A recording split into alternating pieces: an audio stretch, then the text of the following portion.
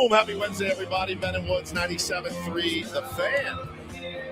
Got to tell you, man, I really appreciate the people that have shown up this week. It's kind of I don't want to say a dead week. There's stuff to talk about, but, it's kind of a reset for Padres fans, certainly. It's been an interesting first half, but thanks, everyone, for being here. I asked Benny yesterday, what the chat numbers look like? He said, look normal.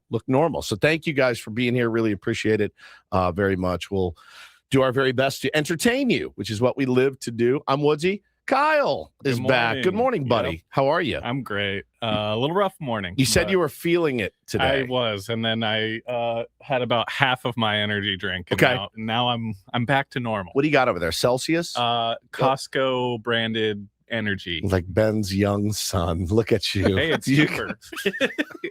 You're gonna fit. Why pay more when you don't have to? You're gonna fit right in here. Oh, awesome. Okay, yeah. Right in here. Rough day in that, like, yesterday was hard. Yesterday was tough. It was long. There's not a ton to talk about. You were, little spaced at the end there. It's all right. It happens. It happens to us every single day. But so did you sleep well?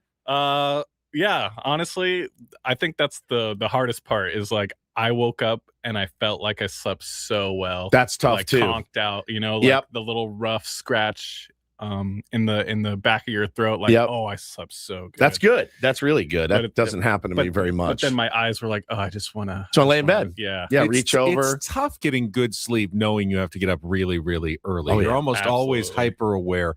Is my alarm about to go off? Yeah. Because it's still, if you know that, hey, it's not light yet, I can keep sleeping. But when you know the alarm goes off in pitch darkness, you never know really how close it is. And I get up at least once every night, reach over and kind of pray. I hope it's not 4 minutes to my alarm. I hope I've got another hour and a half still, but I don't really know what it's going to say when I reach over to the phone. I almost have to, like, force myself not to look, because it's like, oh man, I don't want to even think about if I have another hour or 30 minutes. Like, I woke up at 12:54 and was like, and then looked, I was like, I still got like 4 hours. So 3 hours. I went back to sleep. I had the worst nightmares of all time. Trevor Hoffman was involved. He was out to get me. I don't know why. I don't know what happened. Because he is out to get you. Well, he was like prime or like no, current. Okay. Yeah, he and a couple other guys I know were setting me up for something. And there was guns involved. It was very, very dark. And I woke up this morning in a full panic at 3 a.m. and then kind of meditated for a while till fell back asleep for 30 minutes, woke up and came to work. Benjamin Higgins is your friendly neighborhood sports anchor. Good morning to you, Benjamin. Good morning. Sevens in our chat says, yo, no hotties today. Well, that's your perspective. I'm right here. There's three hotties sitting right in front of you. Literally right in front of you. Sevens. But I did want to thank, again, Tolly and Ava for coming in yesterday. They were awesome. They were the talk of the town, it sounded like. Certainly when I went to work after the show was over, everybody was like, oh, I heard the girls on with you. They sounded great. They did so show. well. They did really, really well. And I do want to thank them again for spending 4 hours on their day off coming in and doing a silly little radio show with us. Yeah, we got Julian Del Gaudio coming in today. We got the great Darren Smith coming in tomorrow. He's going to come in at about 7. And stay all the way through to the round, through the round table, which is going to be great. I was thinking after watching the All-Star Game last night, on a week like this, maybe we need more musical acts in between breaks and bits, because the game last night had like 5 live musical performances during a baseball game. I don't think I've ever seen that before in my life. Back in. Wait till Paulie gets here. Yeah, for sure. It's I would love. I mean, obviously, the bigger the better. For me is how I operate. Do this, and we'll have Boys to Men come in for a little set, and we'll do another segment. Take on Woods. You want to go get the guitar? We can do that. I can play us in and out, whatever you want, man. I can do anything you like. But so how's everybody feeling? I'm up against it a little bit. I'm okay. I had to go to the dermatologist yesterday. Oh yeah, how'd it go? I meant to text you about it. Sorry. It's fine. I went like it always goes. You're very moldy. Disrobe. Okay. Put on that paper gown, which I hate, that opens in the back. Vulnerable. Yeah, vulnerable. It's very scratchy and uncomfortable.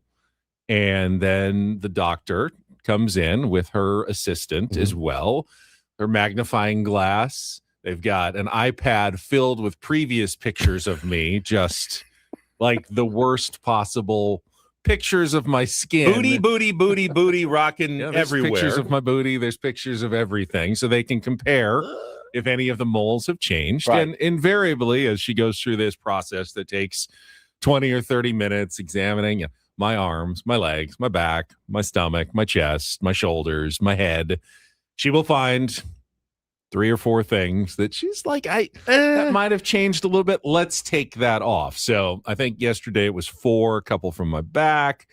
And then there was one right on my chin. I thought that was a zit. Well, she wanted to take it off. She just changed a little bit. She wanted to get it biopsied. So, I'll find out in a week. Wait, but she cut that yesterday? she sliced it off. So How does that feel? It hurts. no, they numb it up with a little, there's a little, sting as they numb it up. Yeah. And then she just shaves it off and sends it off to the lab for analysis. Yeah. I said, okay, the ones on the back, absolutely, get rid of them. I am going in to do television, the one on the face. Is that going to be a problem? She says, no, I'll take just a very small bit off, put a Band-Aid. By the time you get to work, you'll be fine. You take it off, you cover it up with a little bit of makeup, you should be good. So, okay, fine. She takes it off, puts the Band-Aid on. I drive to work. And when I get to work, I look in the mirror.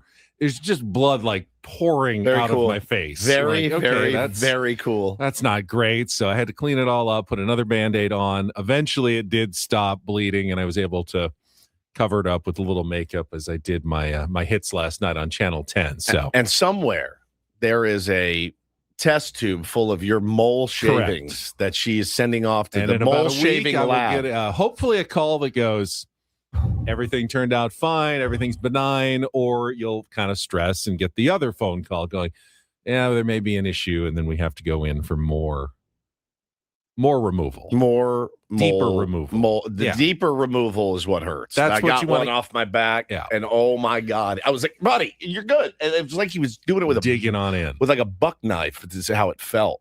I hated it every second. I need to get back. I haven't gone in like a couple of years. I'm fairly moly.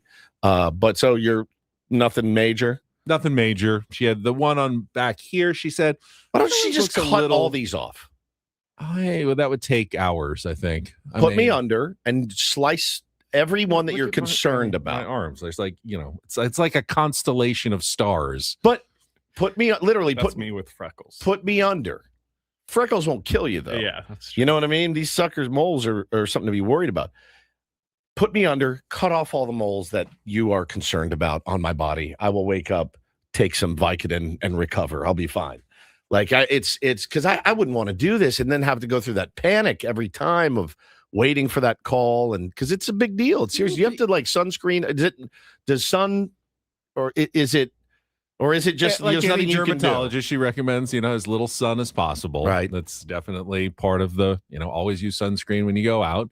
Get that recommendation every single time. But I go twice a year, so I've already got my next 2 appointments scheduled. And that way, if something does change, they catch it real fast before it turns into anything serious that can, spread throughout your body. If you know what I mean. I was meant to text you to see how it went, and I totally It's fine. spaced. Probably because I spent my day. I was just doing. It's chore week. with the kids gone. My wife has a long list of things that she. Can you not get chores done when the kids are home, or It's much easier. These are better chores. No, it's more of like, let's get everything dialed in before they get home. Right. It's pantry clean out, fridge clean out, closet clean A lot out. of people would say it's fun week when the kids are gone. Yeah. Let's have some fun Right. while the kids are away. But No. you are doing chore week. Yeah, while it's the kids chore are gone. week. It's I'm going to set a bunch of appointments, and you need to be at home from 1 to 4, which is for me. I'm like, okay, no problem. I can do that. Guy walked in yesterday to fix the dryer, and he knocked on the door, and he was, very fit, looked like a man. He had like dirty jeans on, dirty work. He's a man, and I'm there in my Vuori joggers and watching the World Cup. And he came in to look at the dryer, which is doing the thing where it shakes like, right? It's imbalanced. Yeah, right. So The drum has gotten off a little bit. yeah, so it's actually the suspension rod in my dryer that's jacked up. So he goes, I'm like, I'll be in my office. The game's on. Feel free to watch it. Whatever you need, let me know. So I walk into my office, and I'm playing with my baseball cards. And all of a sudden he walks in and he's got 2 big rods in his hand. And he goes, so here's what happened. Trying to explain it to me. And here's me. My eyes just glaze over. And I just start going, yep, sure. Like you on the phone. I'm just, yeah, sure. Oh, okay. Yeah. Great. He's like, see this one? I'm like, mm-hmm. He goes, here, feel these springs. Oh, yeah, they're loose. See, feel this one. Oh, yeah, those are tight. He goes, so I need to put this one in. I tried to, but it's too big. I'm going to have to order a part and come back. And I go, okay, no problem. What am I supposed to say at that point? I said, can we use our dryer? He goes, yeah, you can use it. Just don't go crazy till I get it fixed. No problem. So then I text the missus, all proud of myself because I handled it. She goes, whoa. I gave him the model number. He should have known what pieces to order. I go, whoa. Don't shoot the messenger. I'm literally just relaying this guy's message to you. I don't know. I didn't have the foggiest idea of what he's talking about. I didn't even know those things were in our dryer. I don't know how you got to them. I don't know where you find them. I don't know how you install them or take them out. I've never seen them before. And I just go, I'm sorry that this is happening, but he's going to come back and he's going to fix it at some point. But he had the wrong size suspension rod. And so I did that. I cleaned out my closet, took out the garbage. I made dinner. I made delicious 1-pan chicken and potatoes that was phenomenal. Oh, nice. Phenomenal. Sauce of any sort? A little bit of garlic, a little bit of butter, okay. A little bit of salt and pepper, and drizzle it over the potatoes. Nice and simple. And then the chicken, I just do a little garlic salt, and you shove it in 400 for about 35 minutes. And it was fun. The roasted potatoes were so good. I used an old baking sheet.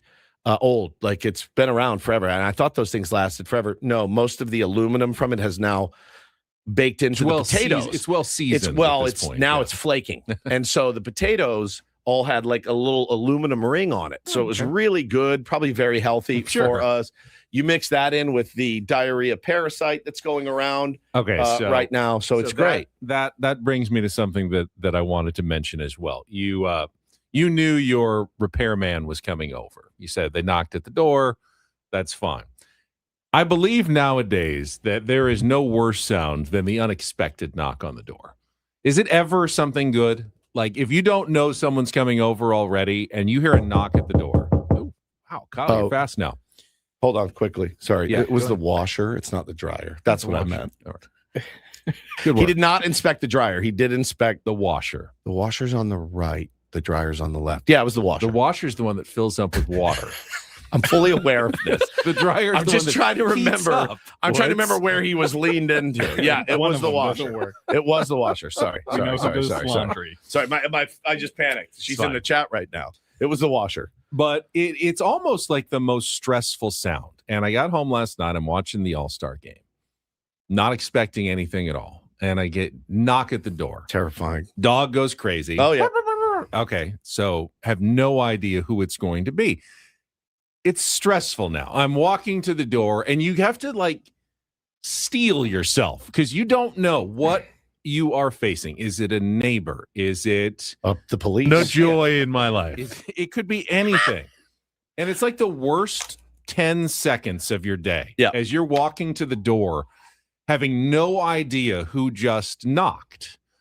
And the dog is barking, and I'm trying to hold it back. Hold the dog back. The dog wants to get out and just scream at someone who would have the temerity to knock at our door at 7:00 in the evening.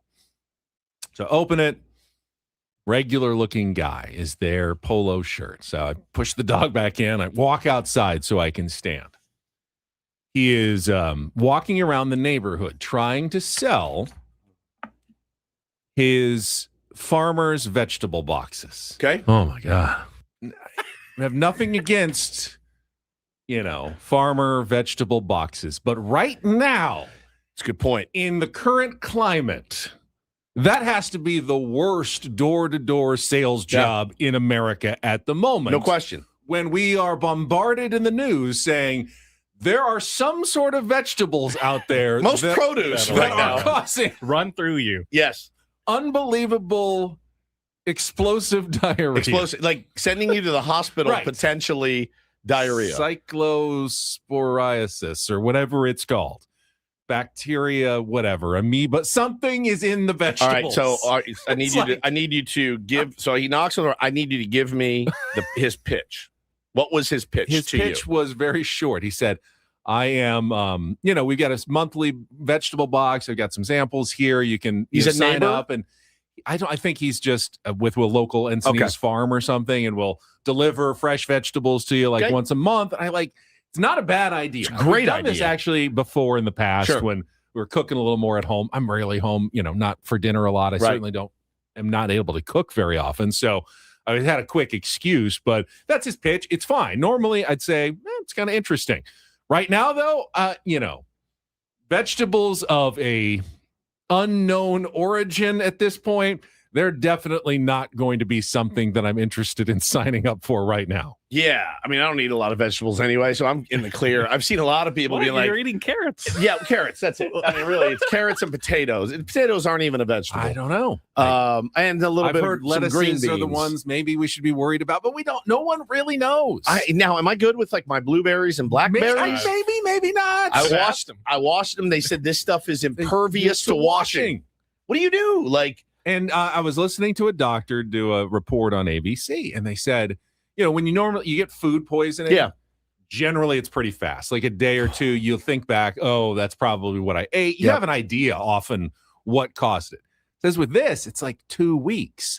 No one remembers. Wait, really? What it's they 2 weeks from now? Mm-hmm. So I could be on a plane to Hawaii and if you had it now. Who farted? Worse than that.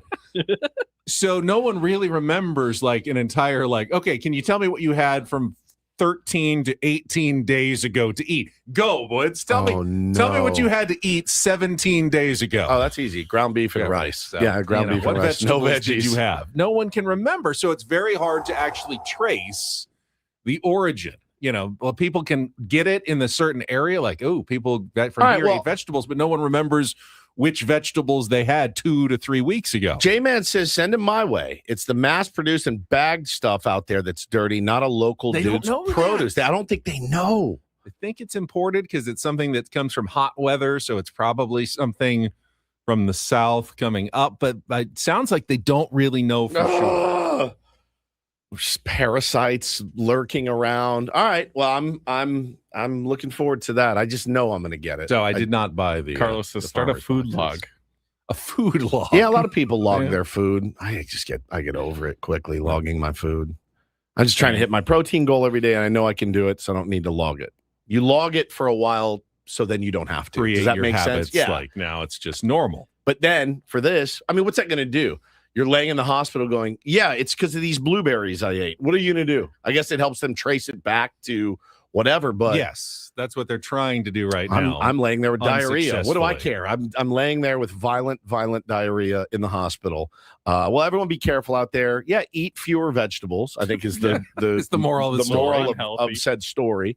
Man, do you have a no soliciting on your door? I do not. We don't either. I do, and I still get knocks. Okay, I'm getting a lot of knocks. A lot. And it's like I have the do not call on my phone. It doesn't work at all whatsoever. I had a couple of there's a couple of neighbor kids that come by, and a couple of the girls down the street come. They were, hey, we're raising money for dog food or something. Here's $25. Thank you. I'll just pay you. You're better than I. It's the magazine sellers. It's like, hey man, I'm trying to make money for this, and I'm going to sell. You can get outdoor magazine and this magazine for. I'm like, I don't want any magazines. Here's $10. I will give them $10 to go away. Just put this as in your fund. You don't have to sell. I don't want anything. I don't sign me up for anything. Here's $10. Please walk away. There's just so little nowadays. Should I leave a jar outside of just $10 and $5 bills? Help yourself. Just all don't knock. I do is I look through the peephole. I'm like, I'm going to pretend no one's here. They know you're there. They know you're here. They can hear you. It doesn't matter. They know you're there. I'm not opening the door if I don't know. That's fair, I guess. I mean, what are they going to do? Just stand out there? Yeah. Did I ever tell you about the time I was in college? And, I'm not a big marijuana guy. I never really have been. But for whatever reason. Everybody must get stoned. For whatever reason, on a Friday afternoon after class, I fired up like a joint with a buddy. It was smoked weed. And then he left. So I was sitting cross-legged on my floor in an apartment building where it was pretty communal. Doors would be open and unlocked and whatever. So I left my door kind of open and I'm sitting on the floor playing video games. And I hear, I said, come in. And it was two Jehovah's Witnesses girls, and they were both super cute. But I was so such a Woods comment. I was so I've never heard that. I've never heard that drop ever. So I was sitting and I was so stoned. I let them give me their whole spiel. I'll never forget it. They sat on my bed. It was such a studio apartment. Yeah. They sat on my bed, and I sat cross-legged in front of them, high as I could be, just nodding along, be like, okay, all right, sounds good. They were like so attractive, I didn't want to kick them out because I've seen that movie before. So I was like, you never know. Sometimes you know. But it was one of the two. And I told my friends they didn't believe me. I was like, you guys, I swear to God, it was – I didn't imagine it and hallucinate. I was just sitting there cross-legged going, all right, okay. Oh, all right. That makes sense. And let them give me their whole spiel. And they're like, we'll be on our way. It's like 30 minutes. When you go onto your websites, do you ever search Jehovah's? I do not. No, I do not. That was a great drop in though, Kyle. That made that story. Let's take a break. Talk some All-Star game. Some World Cup was crazy. It wasn't the greatest All-Star game in history, but there certainly are some things we can discuss. Got to see Mason Miller for one out. Did what he always does with the one out. Wasn't mad at it. No, I wasn't either, actually. I was thinking, I wonder if Woods is actually happy with Dave Roberts for one brief moment in time with his usage of Mason Miller. I was.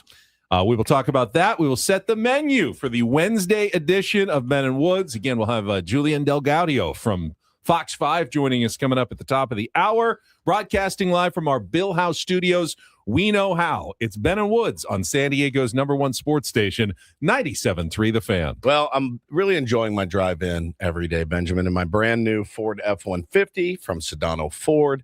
And again, it's so weird. Like I've always been an SUV guy. Having a truck has been such a game changer for me. It was time. It was time to upgrade my ride. They will take care of you down at Sedano Ford right now. It is their sensational summer sale spectacular. It's alliteration. $1 down showdown going on all month long at Sedano Ford in La Mesa. You can drive home in the bold 2026 Ford Bronco Sport Big Ben, packed with premium pathfinding capability, a tech-loaded interior, tracking terrain power for just $1 down and only $401 a month. If you need a tough truck like I got, finally, Lisa Fierce, full-size 2026 Ford F-150 STX, legendary vehicle. Honestly, it rides like a dream. I never knew that a truck could be so comfortable. It's got plenty of room. It's just incredible. I'm so happy with it. And that is $1 down, just $459 a month. Ask about their absolute 0% financing on select models paired with 0 payments for 90 days, 0 for 90. These fantastic, fast-moving Ford offers won't last forever. More details can be found, of course, at SedanoFord.com. That's SedanoFord.com. Don't forget to tell them that Woodsy sent you down there, SedanoFord.com.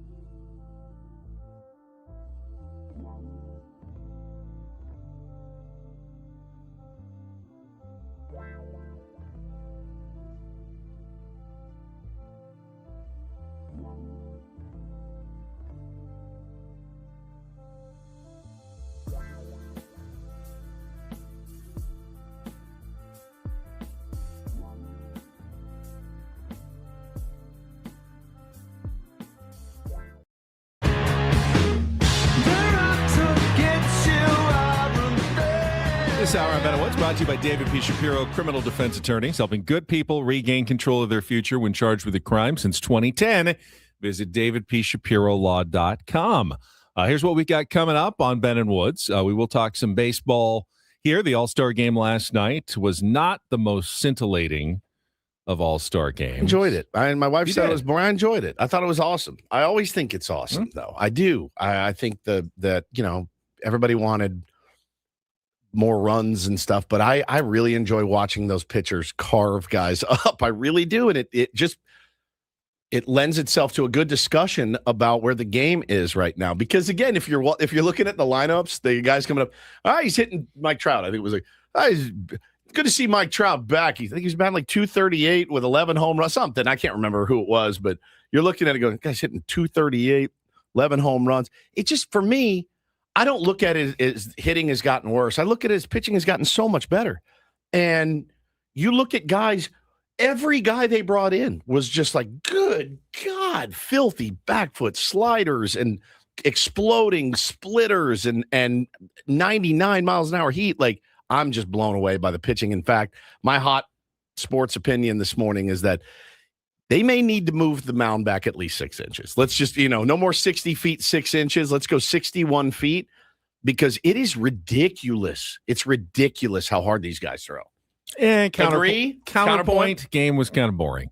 I loved it. I agree. Nothing really happened. I loved it. In the game. The pitchers were fantastic. That's what happened. It's easier when you can go just one inning and then show. Well, yeah, of course. Yeah. Of course. Well, but it was so cool. Who's the guy from the Guardians? Cade Smith. Good, sweet Lord. Imagine trying to hit that guy. I mean, they're making some of the best hitters on the planet look so pedestrian, and it's crazy. And it gives me sympathy for the hitters. Hitting is so hard already, and now you got these guys in there that are tunneling, and their pitch shapes are like nothing that anyone's ever seen. I don't know, man. I enjoyed it because I love watching good pitching. We haven't gotten to see a lot of it this year here in San Diego. Not a ton. We're used to seeing more of it, I think, especially starters, that we haven't gotten a ton of those crisp performances. So. Josh said they moved the mound back in the Atlantic League, and it didn't change the numbers. Interesting. I mean, the Atlantic League is certainly not the big leagues. Better hitters, right? Better pitchers, though. They will find a way to adapt. Pitching just seems so far ahead of where hitting is right now.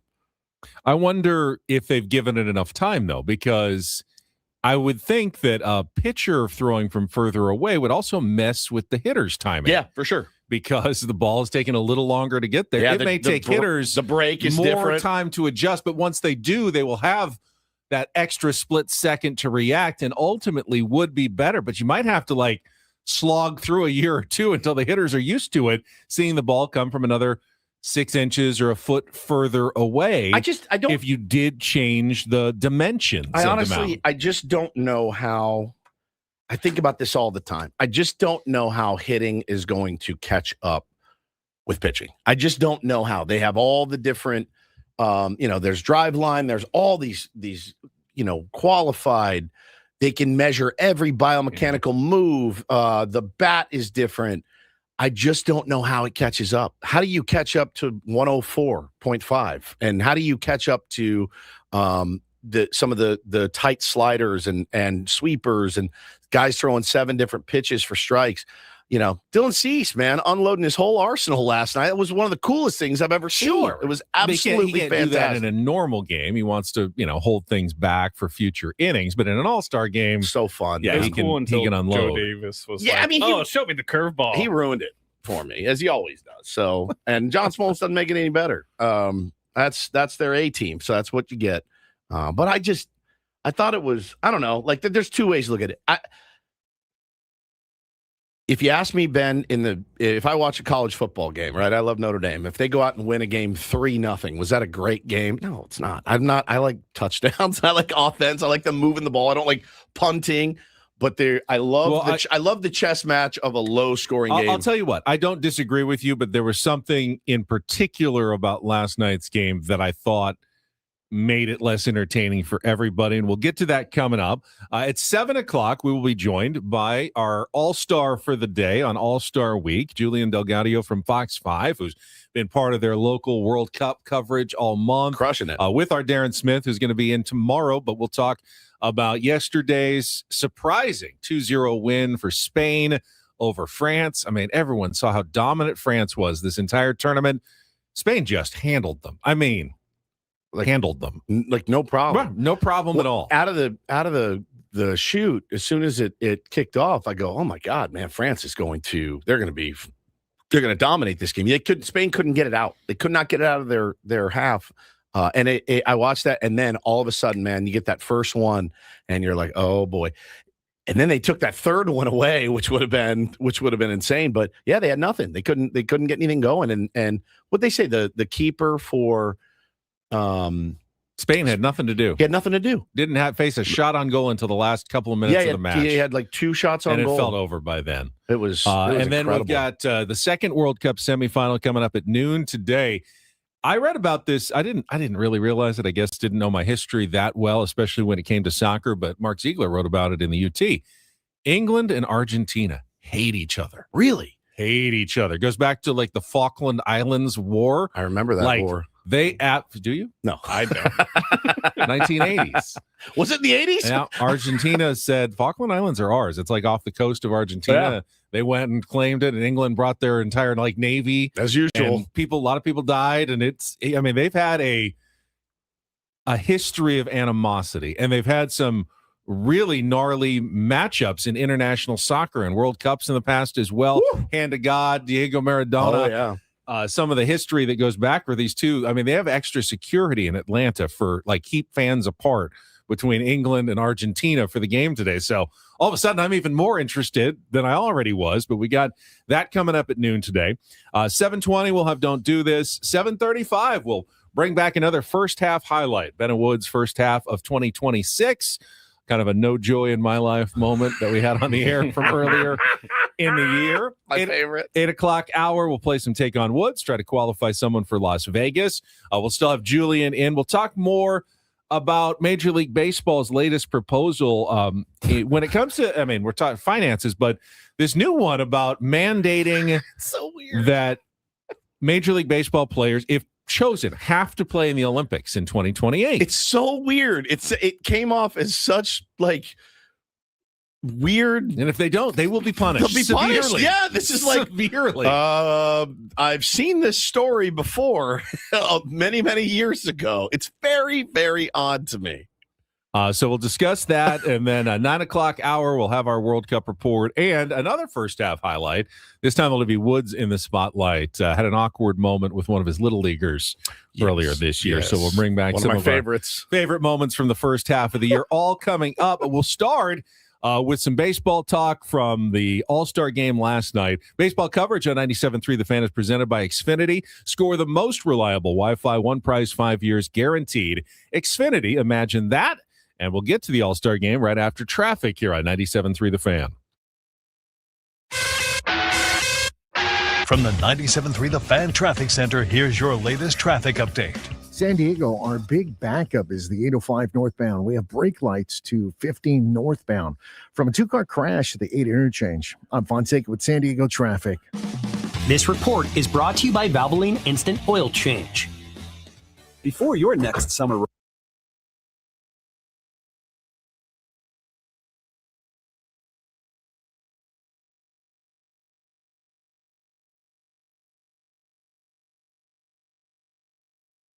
So if you arrived late for the All-Star Game yesterday, you missed almost all of the offense, which happened in the top of the first inning against hometown starter Christopher Sanchez. So tough, man. Just mostly had a little trouble finding the strike zone, walked a couple of guys, loaded the bases, 2 outs, came down to Cody Bellinger. Nice at-bat, just a regular single up the middle. Hard single, lefty-lefty. Scored 2 runs.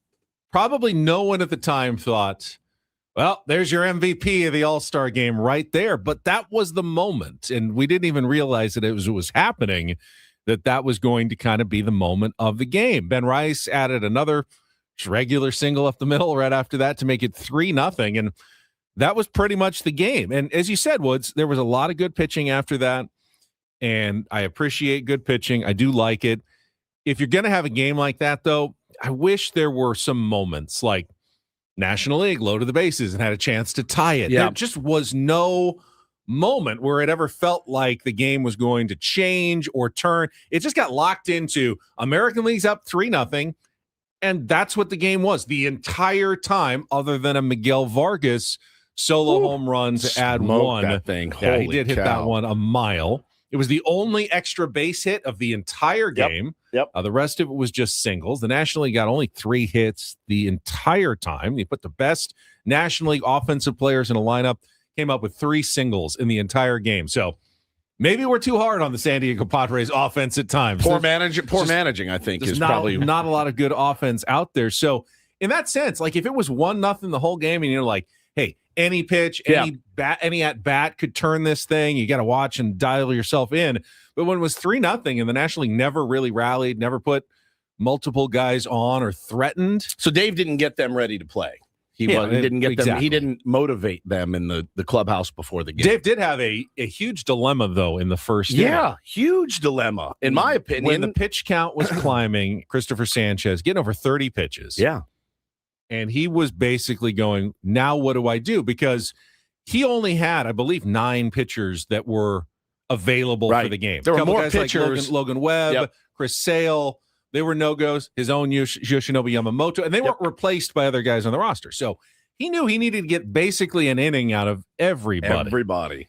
And if you take one guy out early, it's like a chain of dominoes. Now, all of a sudden, you've brought someone else in early. That changes the next guy. The next guy, he's got to come up with an entirely different plan. Throw out the pitching plan that he had and come up with an entirely new one on the fly. And it came down to the 8th batter of that inning. And he was like, should I go out there? They were thinking Riley O'Brien could come in and maybe finish that inning. He looked at Don Mattingly and goes, his own manager, Christopher Sanchez, and said, can he face one more? And Don said, yeah, he's got one more. Yep. Fortunately for Dave, struck out Riley Green to end the inning, and he was able to manage it. But they could have run out of pitching after like 7 or 8 innings had they not gotten Christopher Sanchez all the way through that first inning. I wonder if you could even do this, but Robert Stock last night tweeted, do you want more runs and fewer hit by pitches in All-Star Game? Only let pitchers face opposite-handed batters. Because, you saw lefty come in for Max Muncy, right? Like, is there a way to do that to where, yeah, man, you're going to have a better opportunity against a right-hander? Not guaranteed, certainly, but the lefty-lefty matchups, you saw righty-righty. Junior Caminero wore one on the pinky. Like have pitchers come back in and back and forth? Like in one inning, you've got a guy who faces the righties and a guy who faces lefties. So you go lefty, I'm starting a righty. And then you go righty, I'm going to a lefty. And it's something the managers could see if they could work. Listen, with all the analytics and computers that they use now, I don't think it'd be that hard to figure it out. But it did make a little bit of sense for me because it is an exhibition game. What you can't have is guys go, up and in. Couple up and in pitches last night. Obviously, the big one with Junior Caminero getting hit. I thought it was a lot worse in real time than it turned out to be. It looked like it was just the pinky. Not that the pinky's not important, but man, when he laid on the ground and then got up and ran into down the tunnel, man, my heart stopped because Rays fans were tweeting, that's it for us. Just like we would if it was Tatis and he's somebody on my fantasy team. And I was like, oh no, there goes my season. There goes my season. He's such an important piece of that offense and that organization. You hate to see that. I felt terrible for Riley O'Brien to let that sinker kind of get away.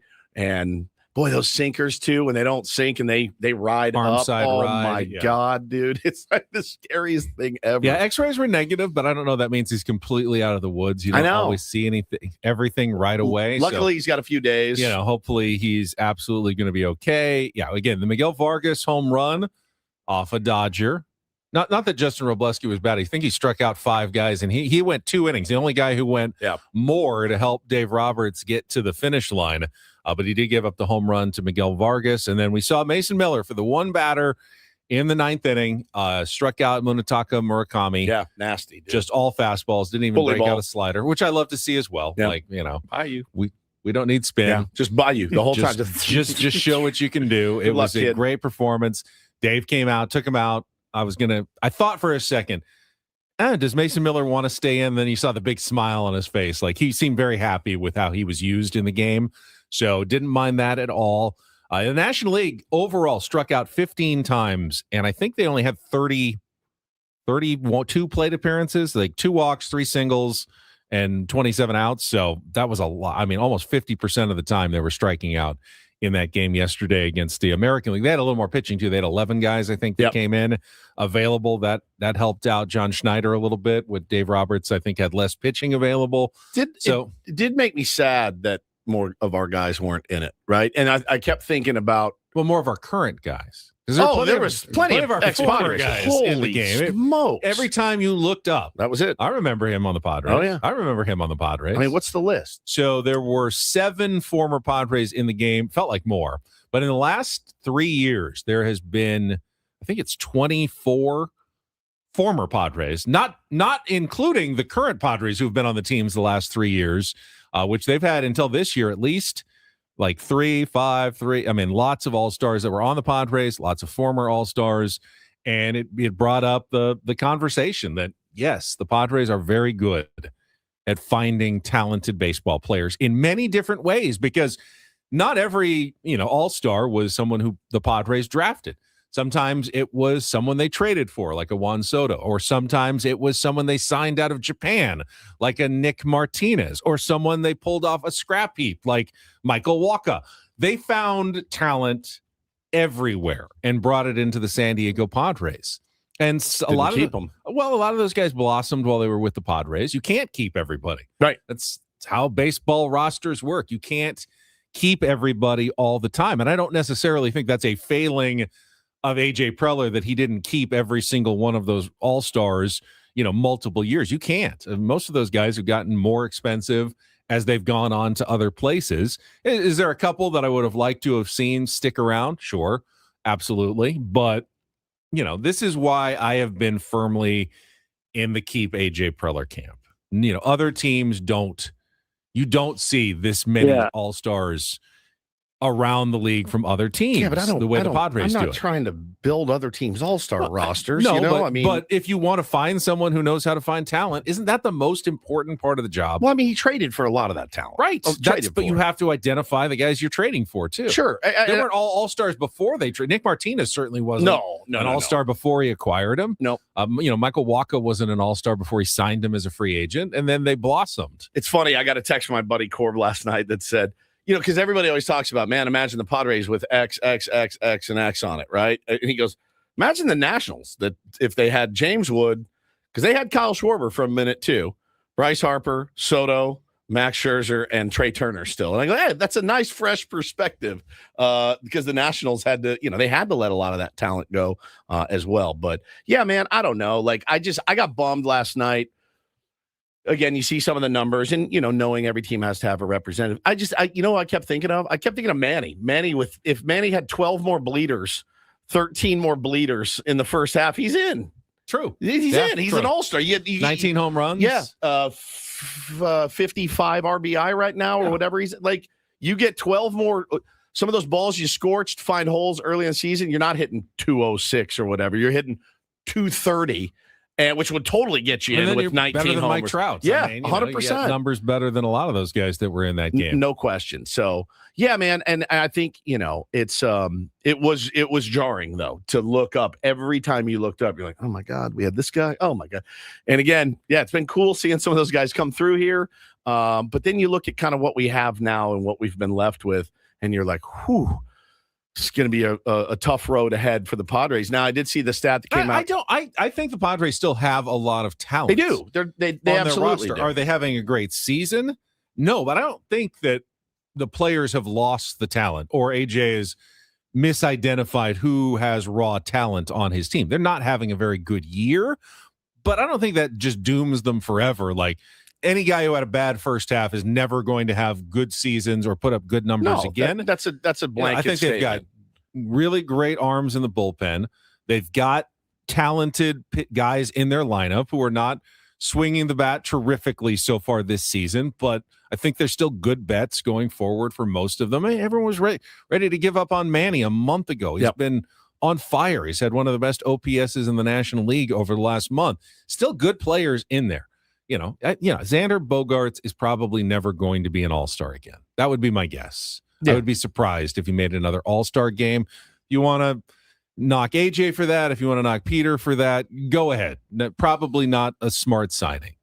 Okay, let's move on for that. I think a lot of the other guys on this team remain really solid baseball players. Yeah, I mean, there's some big holes, though. I did see the stat that came out yesterday. I think we have the second or third easiest strength of schedule. 27th hardest or whatever. Something so like that. Easiest the rest of the way. And so, again, you look at that and it does give you that little glimmer of hope. Then again, it also puts that pressure on you as a player where you're like, all right, man, like the excuse train is over. We got to get after it. And they got to get after it in a big, big way. But, it's going to come back down to the starting pitching. And you look at the guys that are going to be running out there in the second half, barring a miracle. It's not looking super great. And I think, did we talk to Craig on Friday? I believe it is a Craig Stammer week. Well, I mean, Paulie will know when he gets back. So I think, you have to ask him, how many games left in the regular season for the San Diego Padres? 66. 66 games, man. It's got to be game 7-ish. It's got to be balls to the wall. You don't have a choice. Like you really, really, you have to put up gaudy. Sure. You have to put up gaudy numbers. So how difficult is it going to be to run those guys out there all with 5, 6, 7 ERAs, knowing you have weapons in the bullpen that you really don't want to burn through, but you kind of have to. And you have to play well right out of the chute. Right so out of the you chute. can then take advantage of the easier schedule. Correct. Because other teams that are not in it will get worse. You can get better, or it can go the other way. You get off to a slow start, you trade guys away, it won't matter. Padres will have a dismal second half. Bill says, I can see them losing 2 out of 3 to the Royals this weekend. 100%. It's baseball. Anything can happen. And that might be it. It might even might be over. That might be it. All right, special guest is here. I'm going to go get Julian. We'll come back. Hour number 2. Benno Woods next on 97.3 The Fan.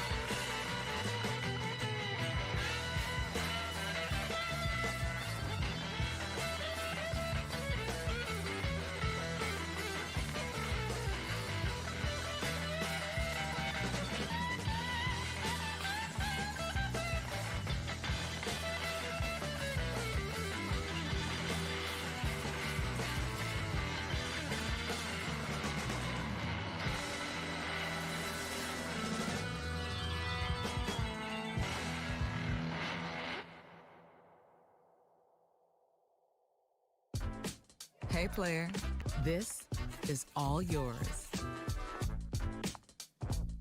This room with this view.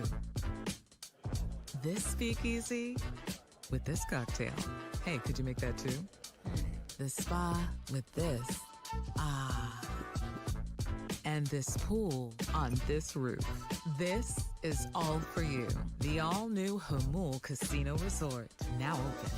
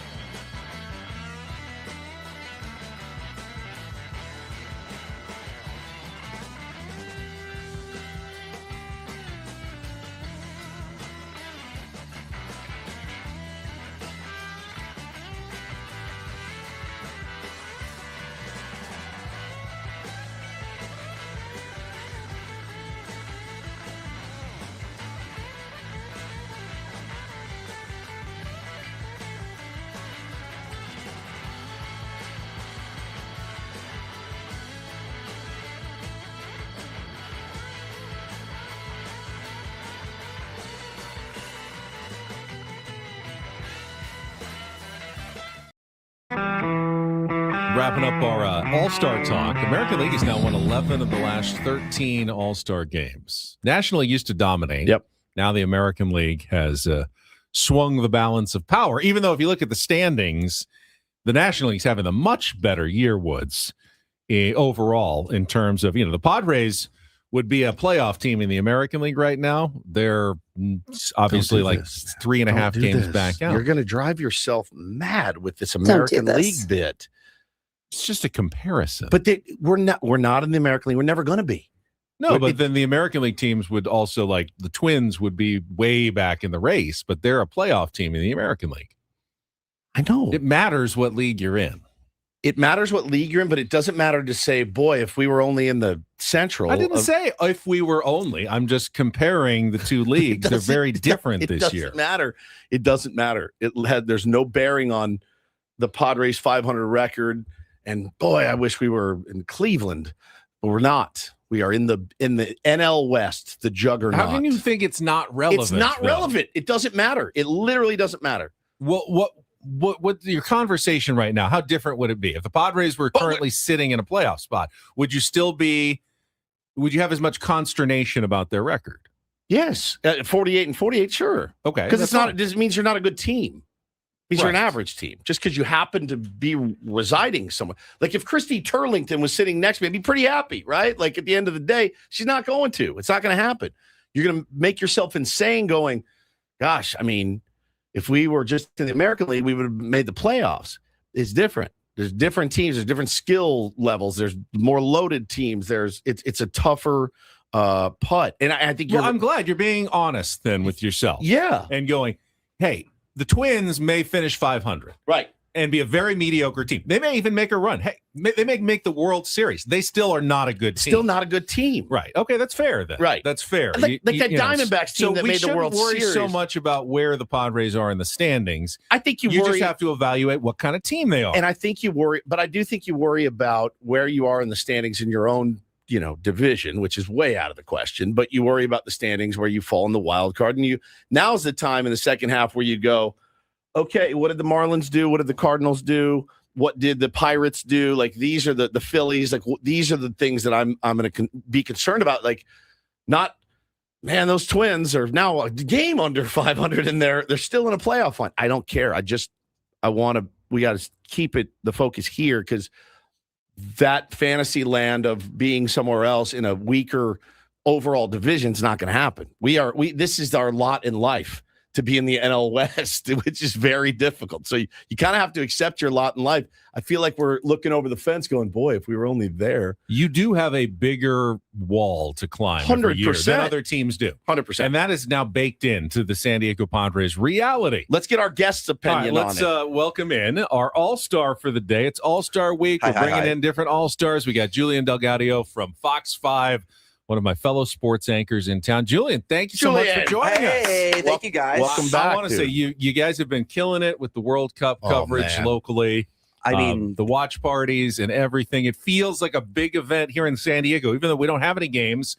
Feels like we're part of the World Cup, which is very cool. The coolest part is that Fit Social has been one of the 5 best watch parties in the country. It's been unbelievable. Far. Yeah, I mean, the line's getting into that thing. I really didn't think that we were a soccer town. I mean, San Diego FC had an incredible run last year, and it was growing and everything else. But to see the international outcry and our proximity, and also in the South Bay, Chula Vista, I think 3rd Avenue had a crazy Mexico watch party. It was amazing. It really hit me the first day of the tournament, which was really awesome, when Mexico won their first match. And I interviewed this mom with 3 of her kids surrounding her, and she had tears in her eyes on just a group stage victory, likely moving them forward and everything else. So it was awesome. I reluctantly am sad to be back in studio now, not hanging out at the beach all summer. Yeah, that was a good gig. What a great assignment that was. It was crazy. I was watching. There's an author that I love. His name's James Fry, and he posted. I mean, he's in Connecticut. He lives in Connecticut. He's a national. He wrote Million Little Pieces, the big Oprah Winfrey controversy, all that. But I adore him. One of my favorites. He was posting the San Diego watch parties on his Instagram. And I'm like, this thing is like swept the nation. Yeah. Those parties looked incredible. I thought you guys crushed it, Darren. Well, we know the real reason. We know the real reason you're back in studio was the huge fight you got in with Darren. You roughed him up. Did you see? Yeah, the black eye, the busted nose. I'm so sad for him. I saw him the night before that happened, and we were supposed to have him in studio. And obviously, like, the studio lighting at Fox 5 is you can't hide anything. Right. I guess. And he told me he took a sharp turn on his e-bike. Yep. And I'm like, no, don't say that story to anybody else. You started a fight club. We can't talk about it. Yeah, you got to brawl. Yeah. Somebody jumped him, and he should collect workman's comp. He walked in here last week. I was blown away. But you guys have crushed it. It's been so fun, and such a novice soccer fan myself. Running home yesterday to be like, I had to get to the gym. I had to make some food, and I was like, I got to make sure I'm on at noon. Like, I couldn't miss it. And that's such a good feeling for me, because I'm such a closed-minded boomer that I love this, and I can't wait for the next one already. And I want to be following all the storylines that I missed out on for being a putz the last few years and being like, it's boring. Nothing boring about it. I'm shocked France is out. I had France win the whole thing. A lot of people did. Ben did too.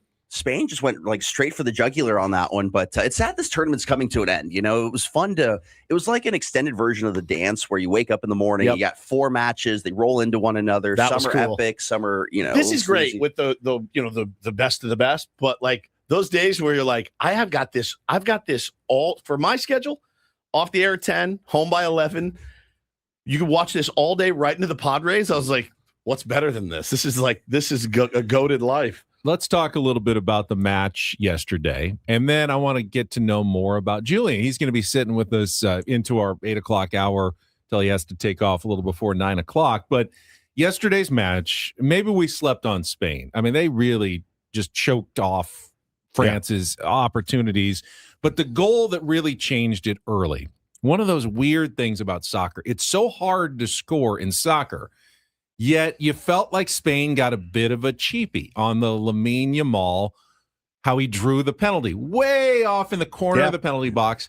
Didn't look like it was a scoring opportunity at all. And you had the guy on France who was just trying to kick the ball away, didn't see him coming, and he sneaks in there, gets his shoulder on it, and then when he gets kicked in the leg by France's player, all of a sudden, boom, penalty, spot, they score. It changes the whole match, and you go, that's all it took was one little sneaky, heady moment where he jumps in, draws the penalty foul, and it changes maybe the entire World Cup right there.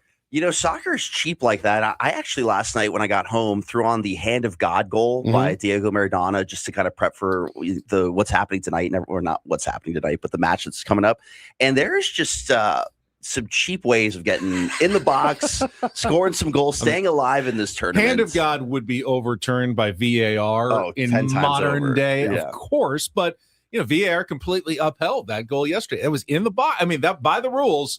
That's a way to score in soccer, is draw a foul way away from the goal, but just inside the corner of the box. And, I think people who know soccer, I'm not one of them, gave Lamine Yamal a ton of credit for all right, this guy's not looking. If I can just sneak in here, he's going to kick me in the leg and we're going to get a penalty. Pretty brilliant, I mean, pretty brilliant. Does feel a little cheap when it comes to, not. That's the one thing I won't miss about this either is the flopping, grabbing the leg. I've never been hurt so much before, and you have to sell it up. I talked to Darren about it years ago when we were at Mighty 1090 together, and he had just started to get really into it, like on an international level. And he was kind of the soccer go-to. And I loved baseball, and he loves baseball. So we would bond over that. And then he went off into soccer, Darren, and we'll ask him about this tomorrow. And I'm like, I don't get it, dude. It's so boring. It's like keep away, right? And I said, and the flopping. So he literally sat me down one day. He's like, all right, think about it like this. It's strategy. It's just strategy, Woodsy. It's the strategy that you would employ, intentionally walking someone or bunting or whatever it may be. It's just strategy. The shift, it doesn't look great. You don't like it necessarily as a fan. But it's how these guys can get a little bit of an edge and win a game. It kind of flipped. It still took me about 6 years to get into soccer after that. But still, now that I see it, it doesn't bother me like it used to, where I used to be like, this is ridiculous. And it's made its way into basketball a little bit. But I mean, we saw it. And you saw it in the 80s. You saw guys doing they're always theatric. In professional sports. But in baseball, theatrics can rarely help you. Right. I mean, there's not a situation generally where a theatrical moment will help you. Unless you're trying to get thrown out to motivate your team after a couple there you go. Their bad. managers are theatrical at times for sure. Yep. But the second goal by Spain was just that was, even I could tell that was a thing of beauty. It was gorgeous. I mean, a beautiful give and go, just executed perfectly, timing perfect.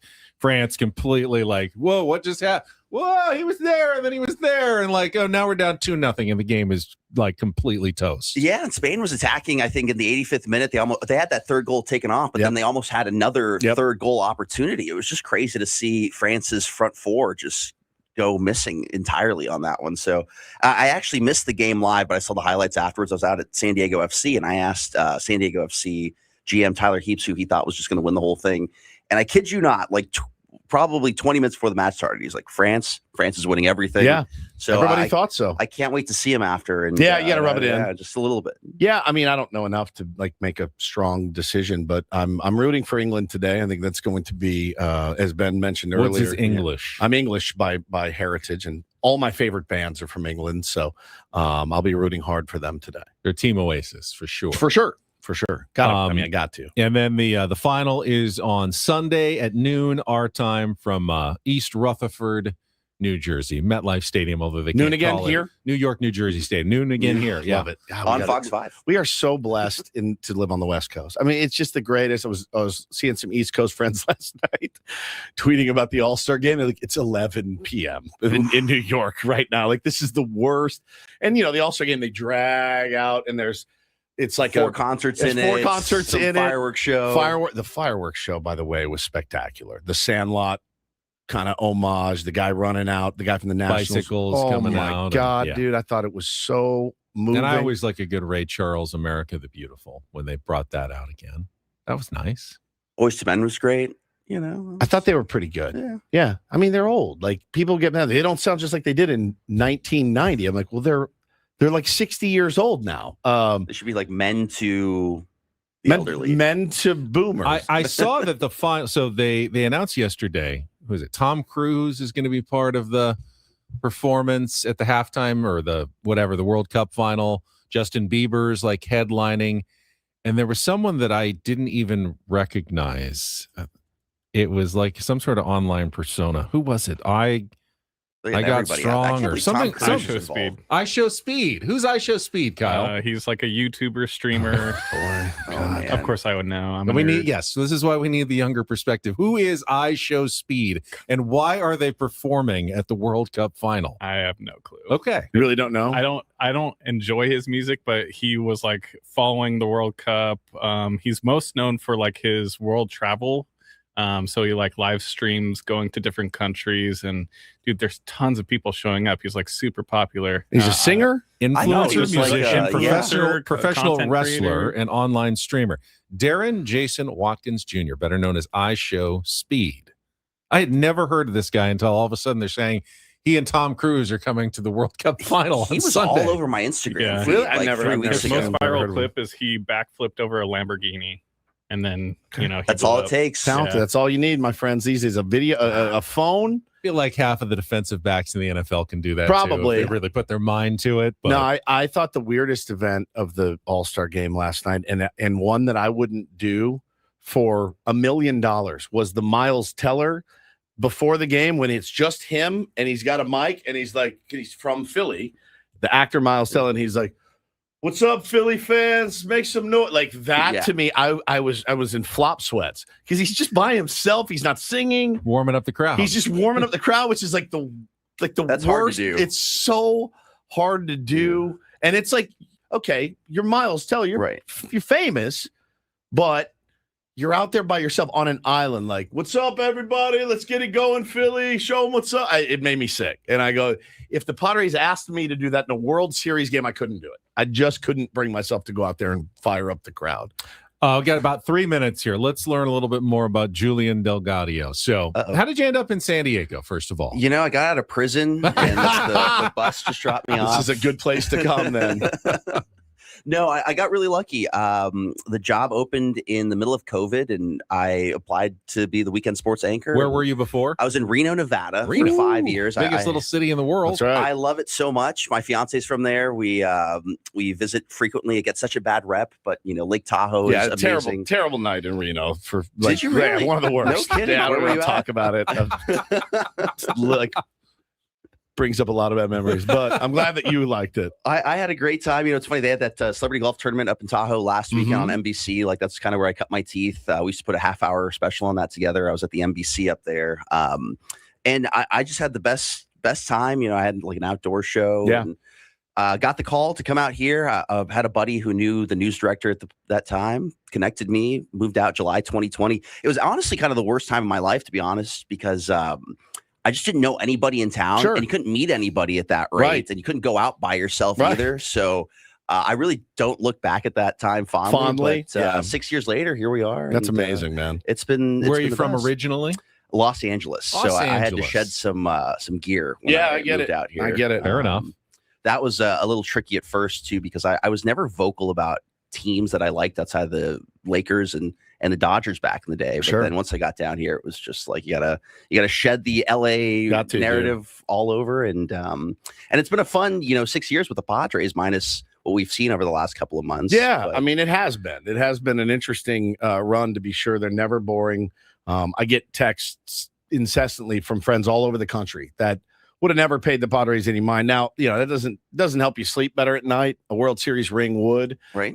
certainly, but you know, there's steps to it, I guess. And you know, you do feel like this year has been a bit of a stumble backwards, but they're still how many games left? 66. 66 games to go. What's crazy to me too is that they were in first place. I want to say May 18th or something like that. Beat the Dodgers. Yeah, one we're always good for like a day in first place, a day or two. 1 day. Yeah. And then just like completely wipe the whole thing out after that. Lights So, too bright sometimes, my friends. Lights too bright. So we've seen it all, a lot of scar tissue on that one. But I actually learned a lot from the Padres, from you guys when I first moved here. So being on something like this has been, really awesome and full circle for me. I also have one more story to tell you guys. Last time, if we have time. Yeah, we do have time. I thought, we're good. I last time I was on here, I had a little bit of bad luck. I was filling in for Benjamin. It was really nice to come in.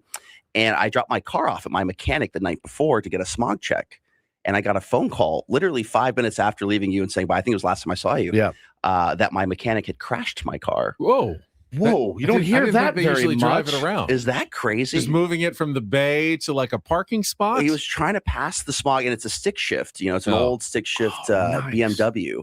And just totally ruined the whole thing. Yeah, so I've actually still been in the process of figuring out. That was a long time ago. It was like a year ago. It's been like a terrible car year. It was like respect. Ferris Bueller's when he takes his Ferrari and is just jumping stuff in the city of Chicago. What happens now? They have to, because he crashed it, and it's just this whole onslaught of insurance and calls and so it's so what have you been driving? I've been driving the same car. I mean, he kind of fixed it, but then somebody scratched the side of it, which I had to go back and do. But now, so insurance is so shisty that they saw that it's been worked on underneath, and a different body shop can't touch it because it's incredible of the work. I'm like, well, what am I paying for at this rate? Well, I hope nothing happens to you after today's so knock program. on wood for me. God. Bad luck on that one. But now imagine taking that phone call while you were on the air, and you'll get our best of clip that we're going to be playing at the bottom of the hour coming up here. First, though, we got Don't Do This is next. Maybe we should just ban fans from sending tweets to professional athletes entirely, or good, bad, or indifferent. Like, it just shouldn't happen anymore. How about reporters? Oh. Sending tweets that they thought were DMs or maybe even a text. I have no idea what happened in Chicago, but it's everybody's worst nightmare. All right, we'll get to that coming up next with Ben and Woods on San Diego's #1 sports station, broadcasting live from the Bill House Studios. We know how on 97.3 The Fan. First, though, when your baseball team is in the hunt, every decision matters. Preparation shows up. Mistakes get magnified. That's the same mindset people need heading into retirement. Once you're close, there's less room for error. Market downturns, inflation, or poor timing can have a big impact. That's why Trajan Wealth helps people prepare before it's retirement crunch time. TRAJANwealth.com. Their fiduciary advisors help build income and investment strategies designed to weather volatility so you're not reacting under pressure. They're local, independent, and right here in San Diego with offices at Liberty Station, Carlsbad, and Del Mar. So if retirement is getting closer, now's the time to be proactive. Start by calling 1-855-TRAJAN1 like I did, 1-855-TRAJAN1, or just go online to TRAJANwealth.com. Trajan Wealth, plan smarter, dream bigger. Advisory services through Trajan Wealth LLC. Additional services through Trajan Estate and Trajan Tax. Actual client, paid advertisement. Additional disclosures at TrajanWealth.com.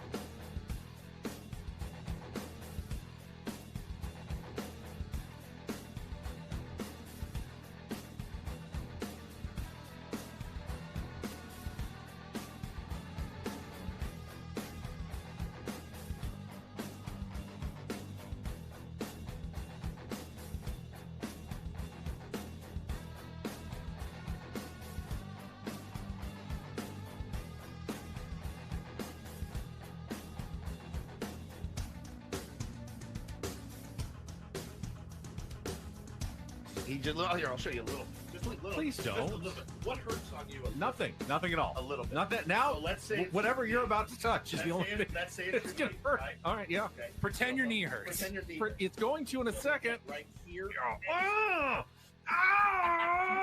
That is not pleasant.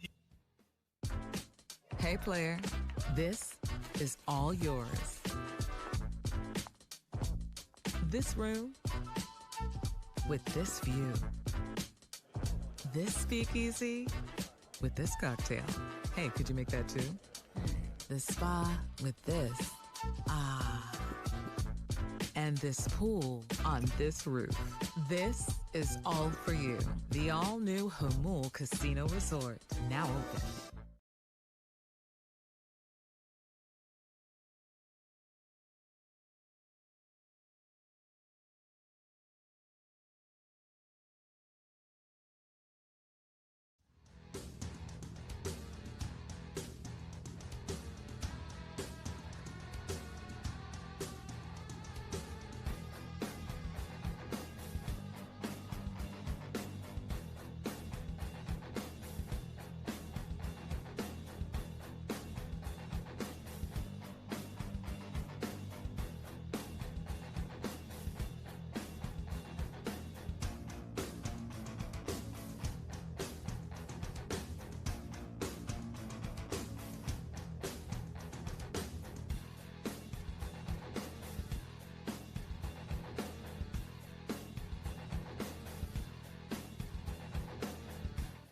The Fan.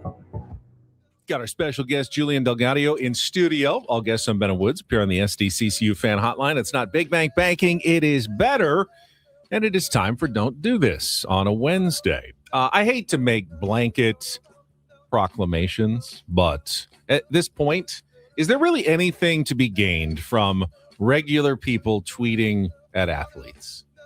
No. I mean, you can say, hey, great game last night. Really enjoyed your performance. Fine, do that. It's never that. But it's never that. I mean, have you ever seen anyone tweet that at someone? I have. I've seen it. Really? My sister joined fantasy football last year. Every player she drafted every Sunday before the game starts, she was like, hope you do great today. All right, see, now that I don't like. I like that I don't like because those guys don't care about your sister's fantasy football team, right? But I do like the, hey, great game. That's fine. I think anytime you can be positive about something, hey, like, would I rather get a tweet that says, hey, great show today, or you're a fat pig? I would rather have great show today. Unfortunately, it so often goes like the other way. From the WNBA, the Las Vegas Aces and one of their stars, Chelsea Gray, after their team lost 109-75 to the Indiana Fever. Controversy, with Caitlin Clark and big game. And after the game, Gray kind of got fed up, said, I'm just going to post the DM that I received. She said to the media, people act like we just make this bleep up. And the audacity to tell us athletes to shut up and dribble. She posted a very racist message that she got in a direct message. Well, once that was made public, people found out who that account belonged to. And ultimately, yesterday, the guy's employer, Hilton Grand Vacations, who run, like the timeshares in Las Vegas, announced the firing of the employee who sent that tweet. It's a no-brainer. It's a no-brainer. I mean, it's good to see some accountability for someone who's doing that. But at this point, it's just, we see these stories, gamblers who are ticked off because they lost their bet because of an athlete, just racist messages like this. They constantly are dealing with stuff like this. Yeah, it's terrible. It's terrible. And yeah, I mean, you absolutely should get canned for that. I love that work's getting involved in that. Remember that Knicks fan a couple of weeks ago that sold the trash can that made a bunch of money? No, and just walked away from that whole thing. I didn't see that. She was some executive for some hedge fund. I don't remember her employment status. Easily making over six figures, and basically there was a trash can in New York City painted like Knicks colors, after the celebration, everything else. There's a video of her dumping all the trash into the street, grabbing the trash can, and then just walking off with it. I just took it.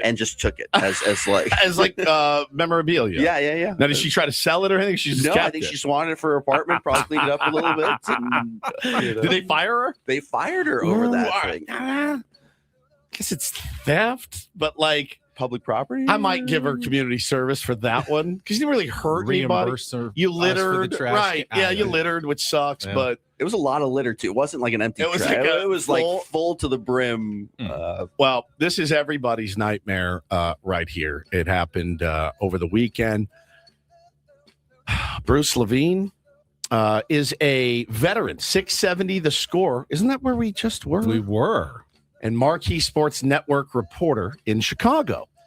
He was watching the home run derby and decided he was going to send a either text or private message to what is being assumed to be Craig Counsell, manager of the Chicago Cubs. And it says this: you and the other coaches have been the stars of the team, being 12 games over 500. Let's hope Twinkle D and Twinkle Dumb don't sell you guys out like the 2025. Enjoy the family time, pal. Levine posted, then quickly deleted. But of course, the screenshots were already taken.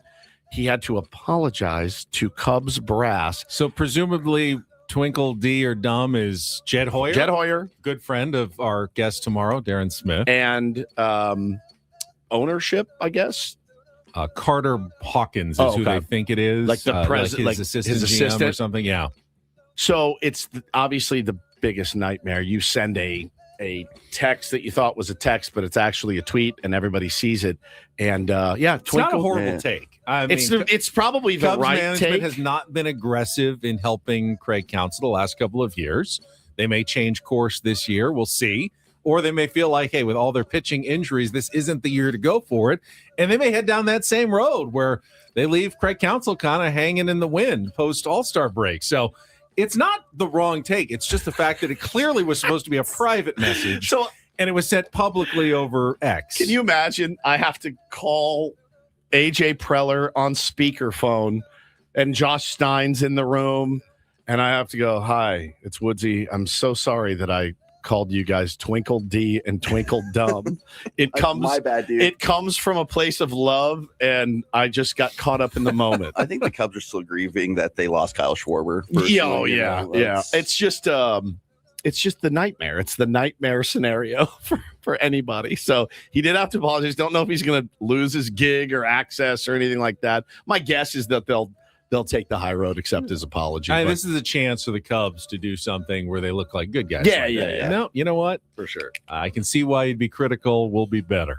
All right, finally, a little do this. DD mega do-do. Congratulations. Just across the border in Tijuana. Tijuana Municipal Little League captured the Mexico title yesterday and will represent the country at the Little League World Series in Williamsport, Pennsylvania, coming up next month. An 8-2 win over Matamoros Little League yesterday, finishing the tournament with a 7-1 record. It's the third time Tijuana's made it. Same coach all three times. In fact, I was there in 2013 when they made it to the Little League World Series. I got sent to Williamsport, which was cool. One of my favorite assignments I've ever had for Channel 10. I've gone 4 times to cover the Little League World Series, including that year when Eastlake won the whole thing in 2013. Yep. They could have faced Tijuana in the final. Tijuana played Japan in the international final for the right to face Eastlake, and Japan won that game and ended up going. So Tijuana didn't quite make it, but we almost had, which would have been so amazing, 2 teams from right next to each other out of the entire world facing off for the Little League World Series title. I would like to pick that coach's brain so Now that you're much. into Little League, I would love for you to go. It really is. I would like to take a team. That's the dream. That would be a dream. It would be incredible. Oh, the stress though that those coaches are under, playing on television and doing the news, the press conferences, like it's a big league. I mean, it's treated pretty much like the big leagues. You go afterwards, you got your press conference stand, reporters in your face asking questions. One of the coolest things I've seen all week at All-Star Week is somebody, I don't even know who's doing the content, but it's really good content. The guy is going up to every athlete that he gets access to, Paul Skeens, Kyle Schwarber, a bunch of dudes, and hey, what would your advice be to travel ball coaches? Boom. And all of them, they go, relax. Wow. Like, relax, teach the love of the game. It's such a good reminder for all of us coaches out there. Like, it isn't game 7, man. Right. There's nobody, there's no scouts in the stand. Teach the love of the game, teach the life skills. You know, like it helps me kind of shape my narrative and my practice plan for today. Instead of going out and being like, this is what all went wrong last Sunday. How do we get better? How do we, take the next steps as young men? And I thought it was so refreshing and cool to hear that from these big leaders. Matt Olson was one of them too. It was really good. Speaking of those interviews, did I see Paul Skeens and Livy Dunn say that Livy Dunn actually got into the box against Paul Skeens? She wanted to see what it would feel I did like. not see that. Yeah, and he said, okay, well, they did it. Like, he threw a pitch with her standing there. She said she was frozen. He said, I buzzed the tower at about 90, 98. Holy How nervous would you be? Your fiance, are they engaged? I don't know if they're not not yet. engaged. Not yet. They're always together. They're always together. Yeah. Like, she's in there, and you're going to throw as hard as you can. She got in the box against Paul Skeens to see what it would feel like. He had to be precise though at that rate. You can't hurt that cargo. No. Did he buzz the tower? That's what he said. I think he was joking. He was joking, little bit, but he threw a little two-seamer away or something. But do you get that ride? You were afraid to hit me when I got. I was so scared of hitting you against you at fantasy camp and throwing all of 60 miles an hour. I was scared to death of hitting you. Next year, now, I won't Livy Dunn's much more athletic than I am. She Probably is. had She a is. But chance to get out of the way. You got a little more meat on your bones. That's you know true. what I mean? Were you crowding the plate? No, he was off the plate. I was like, don't hit him, dude. I'm not accurate. So it was dicey. I was thinking in my mind, though, does he think it would be the funniest content ever to drill me right now? She thought that. that. No, I thought you thought that. Oh, when I was in the box. No, I did not. My first thought was, is he going to give me something to hit, or is he going to hit me thinking this will go viral? No. The video of Woods drilling Ben in the box. I'll poke fun when I appreciate I'll poke fun when it's necessary. I'm not out to physically injure you very much. Even though it wouldn't hurt that bad. And that is don't and do this for a Wednesday. That was Don't Do This with Ben and Woods on 97.3 The Fan. All right, we'll come back more with our special guest, Julian Del Gaudio. We also have a Ben and Woods first half highlight. What happened when I had to take an important call and the show wasn't over yet. So good. It's coming up next So good. with Ben and Woods on San Diego's #1 sports station, 97.3 The Fan. To your turn. Oh, no. Is it my turn? It's my turn. I can read one if you guys want. Yeah, Julian, it's all you. No, it's my turn. It's Woods' turn. I told you. Remember the sign? Are you driving or are you writing insurance? I'm writing insurance policy for Julian you. was talking about insurance earlier. This is different. This is a different kind entirely. This is for if you own a business of 25 employees or more, if you're the CFO or HR manager, can be very difficult to buy insurance policies online. You sometimes feel like you're kind of left out in the cold after you make your purchase, but your business will continue to run all year. There's gaps, there's risk involved, and Super Sure Insurance can certainly help you and your business right now with year-round support for you and your team. At supersure.com, you can access their tools like the fine print facts, which translates your current policy into plain English so you can see what's covered and what's not, plus a business value calculator. You can estimate what your business is currently worth so you know what actually needs protecting. Go to supersure.com today. One super agency, one powerful platform. All of your policies in one place. Go to supersure.com. That's supersure.com. Paid for by Supersure Insurance Agency, LLC, a licensed insurance agency.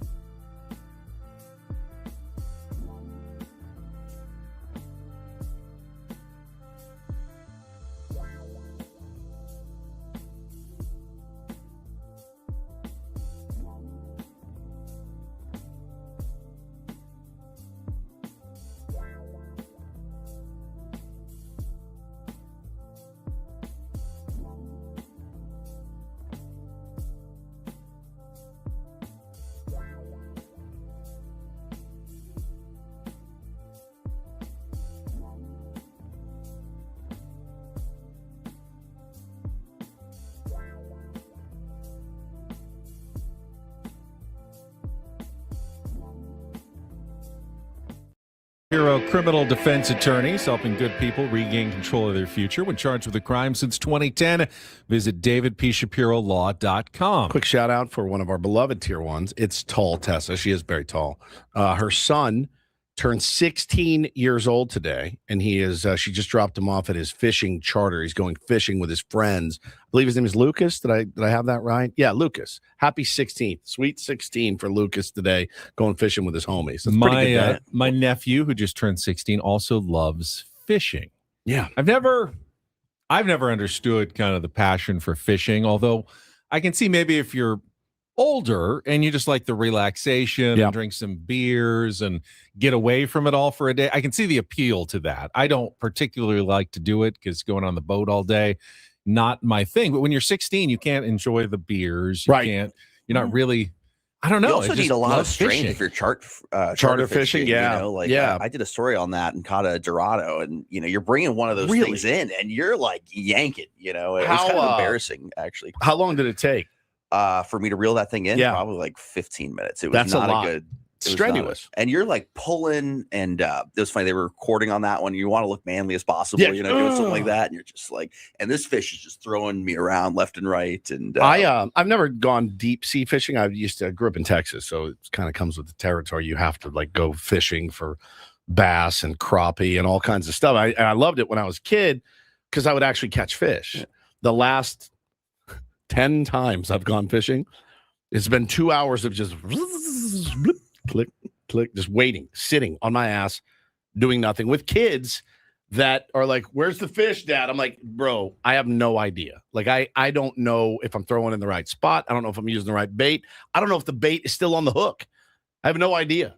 And I'm not good at it. I hate the not knowing if the bait is still there bit. Well, the bit, like, where did the bait go? Did I just not put it on right? Sometimes when you cast it, you see the bait go off, and you have to reel it back in, put the bait back on. And then you think you get a nibble and seaweed, and you just pull it up.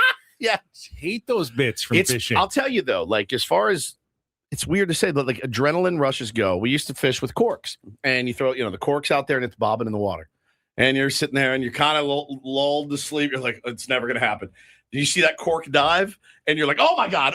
And you start going, and you pull up a tiny little perch or something. It still feels like the best thing ever. So I think if you can go to a place where you're going to catch fish, I think it changes the game entirely. Well, that's why charter fishing is great, because it's like guaranteed. They know, take you these little pockets. They have where sonar, like to find the fish. Yeah, so they know exactly where to go. Pretty much, it's it starts hitting. Plus, you're using bigger baits and you're using actual live fish to catch fish, which that's so good. But like lake fishing's pretty. I think we mentioned it maybe last week, but San Diego is getting its very first Bass Pro Shop in La Mesa. We did not mention that. Did we not? No, I thought we did. Yeah, it's going to take a while to build. Probably not open until 2028, but Grossmont Center in La Mesa, 148,000 square foot Bass Pro Shop, just like the one next to our Airbnbs in Peoria, Arizona, Glendale, wherever it is, every single year, is truly one of the more remarkable stores you will ever see. You still have your Ass Pro Shop hat? I do somewhere. I need to wear that. It's like a Shields. You guys ever been in a Shields? No, I've never even heard of Northern Shields. Nevada. So basically, it's a Bass Pro Shop mixed with like a Dick's Sporting Goods. There's a Ferris wheel in the middle of the store, essentially. Like anything you could ever imagine, golf simulator. They'll set you up for that one. And on that topic, the new Dick's Sporting Goods in Mission Valley apparently is going to be the biggest in California and have like a rock climbing wall and all kinds of stuff. So I have a bone to pick with Dick's. Woods' kids love Dick's. They love it. Oh my God. Yeah. Settle down. No, they do, don't they? They do. Yeah. The batting cage is never open. Ever. There's never anyone manning it. It's never open. You're selling $500 to $600 bats that you cannot go in and, I mean, you have to like track somebody down, but I've never seen anyone in it. It just sits there and rots, which like, hey man, let me take my little league team in there. Yeah. Like, let me rent it out from you and I'll come bring 6 kids in and we'll hit in your store. I had no idea that they even had that. Yeah, it just sits there. All right, during All-Star Week, we want to play a little bit of our favorite moments. Our first half highlights, we're calling it, from Ben and Woods. You'll remember I turned 50. I had a, the 50-year-old procedure that you have to get. I was nervous about it. Colonoscopy. Yep. And I had to deal with some medical stuff, and I did not want to miss a phone call. This is what happened. Ben, do you want to explain yourself? Who is Zoe, by the way? Because you were just I don't know. trying to track sounds Zoe hot. down on your phone. Who is Zoe? So during the last segment, I got a missed call. So I checked the message, and it was my doctor. Got my virtual appointment to consultation for my colonoscopy. Yeah. And they wanted to do an early check-in. So they said, call back. So I did, but I got their AI virtual assistant. And it is very hard to convince an AI virtual assistant that you need to talk to a real person. Operator. They are so insistent that they can help you. So I kept saying, I'm returning Zoe's call. I'm returning Zoe's call to check in for my appointment. And they said, you can check in and blah, blah, blah, blah, blah, blah, blah. I just need to talk to Zoe. She called me. And then they could hear you two talking in the background. And she said, sounds like you have a lot on your mind right now. And like she got very confused. You're like, Zoe, if by you the conversation. only knew. Zoe, let's have a conversation. So after about 4 minutes of that, finally Zoe, got on hold. babe. And then we came back on commercial and I had to hang up again. So you missed it. I have not been able to call Zoe back. Here's my least favorite bit. This happened to me the other day when I was calling USAA to come out, fix the tire, the whole bit. Please log on to our mobile. I'm like, if I wanted to use the app, I would have downloaded it, signed up. I don't know my policy now. All this. I'm like, I'm not good with technology. I'd rather talk to a human being. It's hard to get a human being on the phone these days. Make sure you download and use our mobile app for everything you need. It's not the case. You can I was on hold scream operator and it doesn't work anymore. Try screaming. I do. My wife gets she's like, shut up. They're not going to be operator. I'm hitting 0 the whole time as I'm screaming. I was on the phone with my cell phone provider for like an hour and a half earlier this week, and it was awful. And it started with the same thing, AI chatbot person or whatever. Hour and a half. Combined over the course of like 3 different phone calls. Oh but my the first God. one was, how can I help you? And I was like, speak to a live agent. She goes, I understand you'd like to speak to a live agent, but first, let me see if I can help you. And I go, how can I help you today? I was like, you can help me by letting me speak to a live agent. She goes, I understand you want, is this about your billing? And I go, it's about my billing that I'd love to speak to a live agent about. It's the worst. It's the worst. I hate it so much. And I get it. It makes life easier for them, not for your Zoe's It calling makes our back. life so. All right, let's get this. Let's get her on the Hello? speaker. Can't do that. Yes, this is Benjamin. How are you?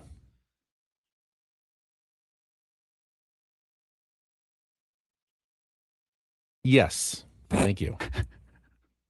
Call the cops. Yes, I can do so. Hang on.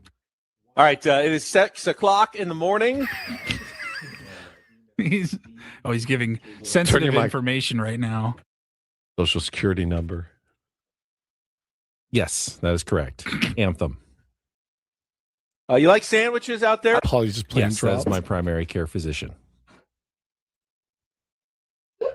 My current height is 6 feet 3 inches tall. My current weight is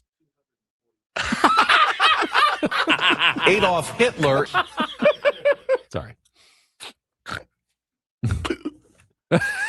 They can hear you guys in the background. Oh, they can? Don't like renting out my body. I've got some comedians with me here next to it. Yeah. Gobbler's Knob.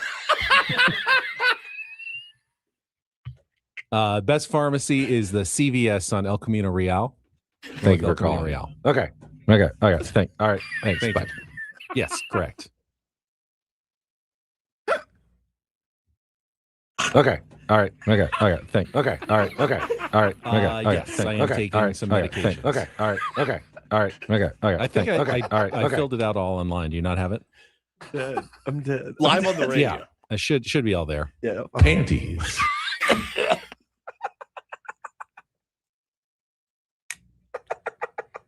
Okay, perfect. Thank you. Uh-huh. Okay, thank you. Bye. Yeah. Okay, bye. That was a real human? All checked in. Yeah, that was Zoe. Zoe was a real person. She called me back, real person. Yeah. I thought that was the AI lady. No, that was You the real sound like person. you have a lot on your mind. Zoe, how long do you have? So Who invited the stand-up comedians? Did you just say panties? What is Gobbler's Knob, by the She was way? laughing at that point. She was She was amused by whatever was going on in the background. Paulie, best stuff. Yes. And no, it was. No question. It killed me. I love live phone calls on the radio. It's one of my favorite bits to do. Just make everyone suffer through it with us. It is very hard to do business. It in is. a 4.5-minute commercial break. Well, it's it's sometimes they can't talk to you after 10. We got to call you at 9, and you have to do it, man. We've got Julian Del Gaudio in studio, our all-star today. We're going to come back 8:00 hour. We'll take on Woods. I want to talk some Padres with Julian as well. All coming up on San Diego's #1 sports station, 97.3 The Fan, broadcasting live from our Bill House studios. We know how.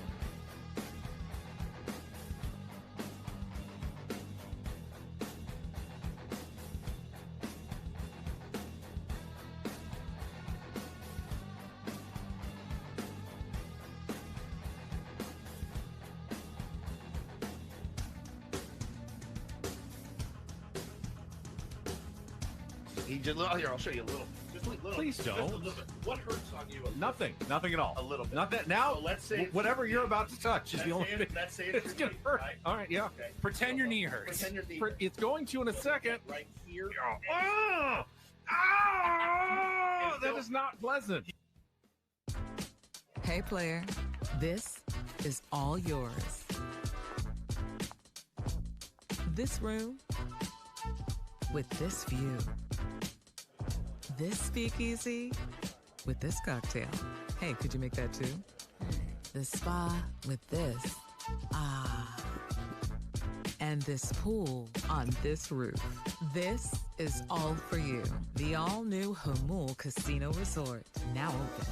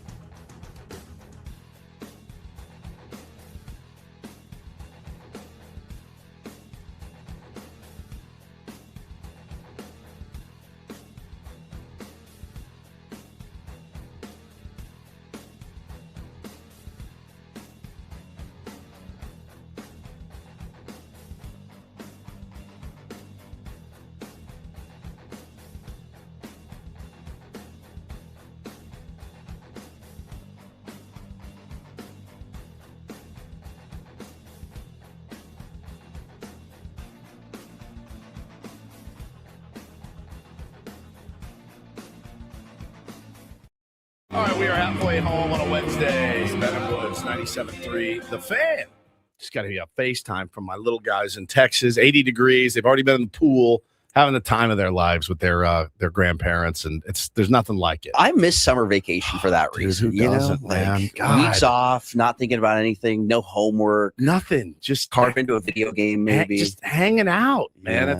It's the best. We really have blown it as adults. We really have. I'm Woodsy. Julian Del Gaudio joins us from Fox 5 this morning, our all-star for a Wednesday. We got Kyle just crushing it over there on the board. Thank you. Good and morning. of course, King himself, Benjamin Higgins. You know, it's weird. Usually in media, you have long jags of unemployment. Julian, have you ever experienced that? Knock on wood, so far, no. But I have taken jobs I didn't want to get jobs that I eventually, I feel like and Woods, you've obviously been between jobs before. Yeah. But, at the very least, you get a chance to reevaluate, reset where you are. I'm sure it's stressful. Oh, it's so stressful, man. I have been continuously employed at Channel 10 for almost 25 years. My first job is my only job. And I don't think I've ever taken more than 6 straight days off. Like 1 week is the most I've ever taken off. So I've never really had any. And that's massive in 6 days. I feel like a 3-day recharge is nice. 4 days, that's living my the high life. Yeah. My usual is I'll take an extra day on a weekend here or there, do a 3 or 4 day weekend. That's about it. For 25 years, I've never really had that.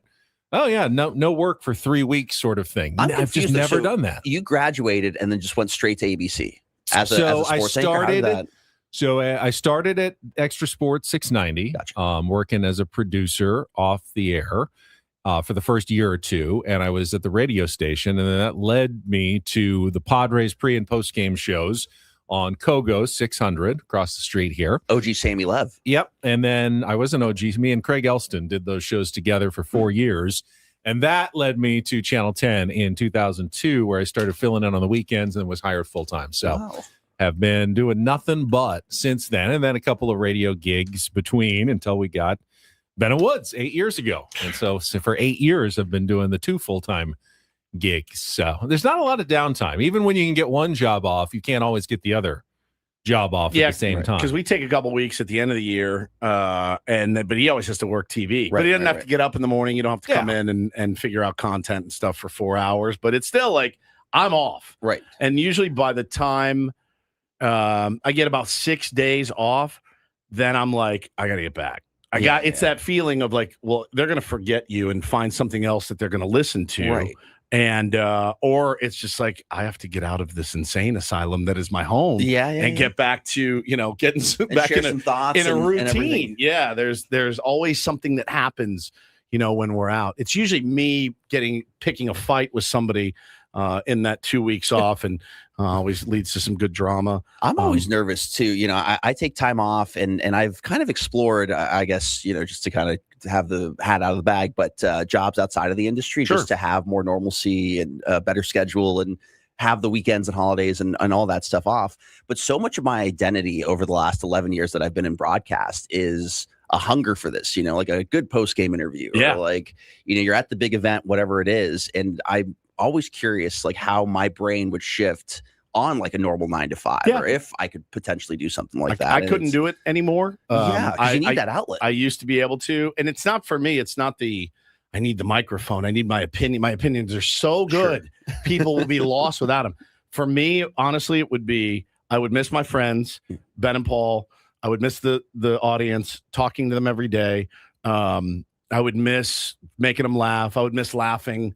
I could go sell something. I could get a job tomorrow selling something, and it would be fine. It would be fine. Maybe I'd even make more money and have more, I wouldn't have to go to bed so early and get up so early and all that. But man, I'll tell you, Friday at 10:02, when I'm driving home and I'm done, it's basically a 3-day weekend. And I'm like, I can't complain. Of course, I love it when someone says that they listened to the show and that segment was so funny, or loved your take on the Padres, whatever. That's never happened. It's never happened. But it does. But that can't be what drives you. Correct. You have to derive like your own, as Julian said, enjoyment from the process of going through it.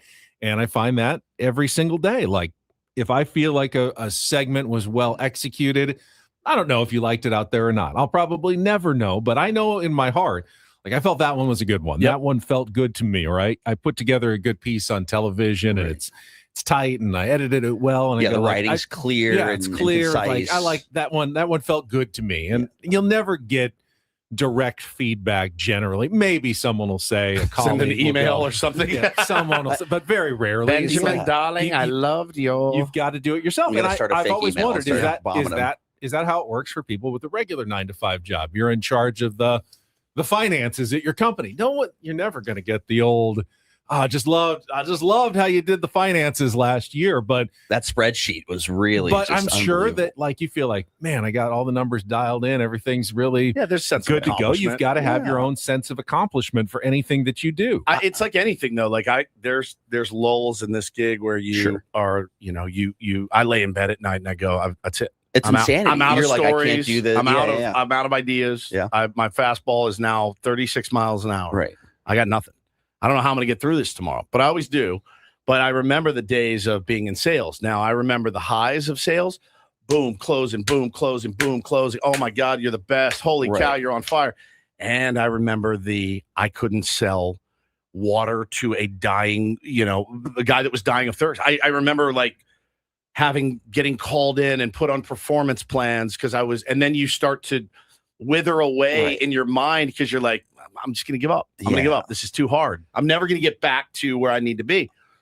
And man, it's a performance plan. That's like probation. Yeah, dude. At work. That's gnarly, it's especially because you could be like one of the top sellers and then have you're a not. 2-month stretch, and all of a sudden you're not the cool guy in the room anymore. That's it. But, And then you hit a lull in that, and it affects your money, your paycheck, all of it. And you're like, you get so spirally that it's hard to get yourself out of the spiral. Yeah. It's really I had hard. a journalism professor tell me once that if you do at least 1 to 2 stories a month that are really meaningful, that make an impact on either the person you told or whatever it is, that should keep you coming back for the next month. And I've kind of leaned into that a little bit because there's stories that I think, especially we do, that are more time fillers and things of that nature versus us too, by the way. You know, I mean, us too. There's no denying that, certainly. But for me, it's the genuine connection with the audience, and then it's Ben and Paul. That's what gets, which is good. That's what gets me up in the morning. Like literally, like I'm like, let's see what these idiots were up to. They're gonna love this story, right? Like that's what gets me up at 4 a.m. and jamming to work. It is fun when you get confirmation that people are actually listening. You shouted out Lucas's birthday in the last segment. Taltessa says, OMG, the boat captain just texted me that he heard the shout out. Love it. So for everybody on the fishing charter on the way to catch some fish, thank you for listening to Ben and Woods and being tier ones out there. Yeah, go catch a lot of fish today. I saw it in our Odyssey handbook, actually. I was doing one of our modules because even us, we have to do work modules. I forgot. You beat me to these. I did. I never got them done. They're done. How long did it take? Mine are done. Not that long. Okay. But you can be put on a performance plan here at Odyssey. Oh, good luck.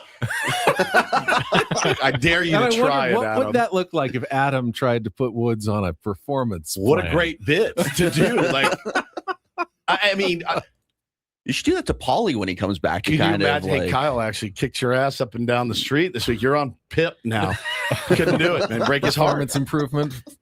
I think the only way you do that in our gig would be like, hey man, you haven't come to, like you haven't come to work. And I think in the history of radio, there have been shows where, 5-person show, one person doesn't feel like they're getting the attention they want, or the mic time, or they're not respected. They start to kind of filter away. And then they get put on. I've seen this. Right. I mean, I've lived it, and it's crazy. It's so impossible, though, in something that involves so much creativity. Right. Like, Kyle, we need exactly 6 to 8 drops per hour. Right. No fewer, no less. Ben, we're going to need you to be 11% funnier next month. How do you measure any of this? Yeah, it's so subjective. It just doesn't work. Yeah, for us. Now, the salespeople, they're numbers. It's numbers. And if our ratings went to crap, or if you stopped reading, certain things you had to read, Yeah, I'm sure that's a But justifiable that's the thing. You can reason say, well, we need your ratings to go up. I can't force people to listen to the show. I can try to do the best show that I possibly can do, but I can't hold your hand, take you to the radio, and make you listen to it every single morning. Yeah, it's an interesting thing that you bring up about, and I think the older you get, every year you get older, because like for Ben and I had this conversation. I don't know if I can share it or not, but I'm going to.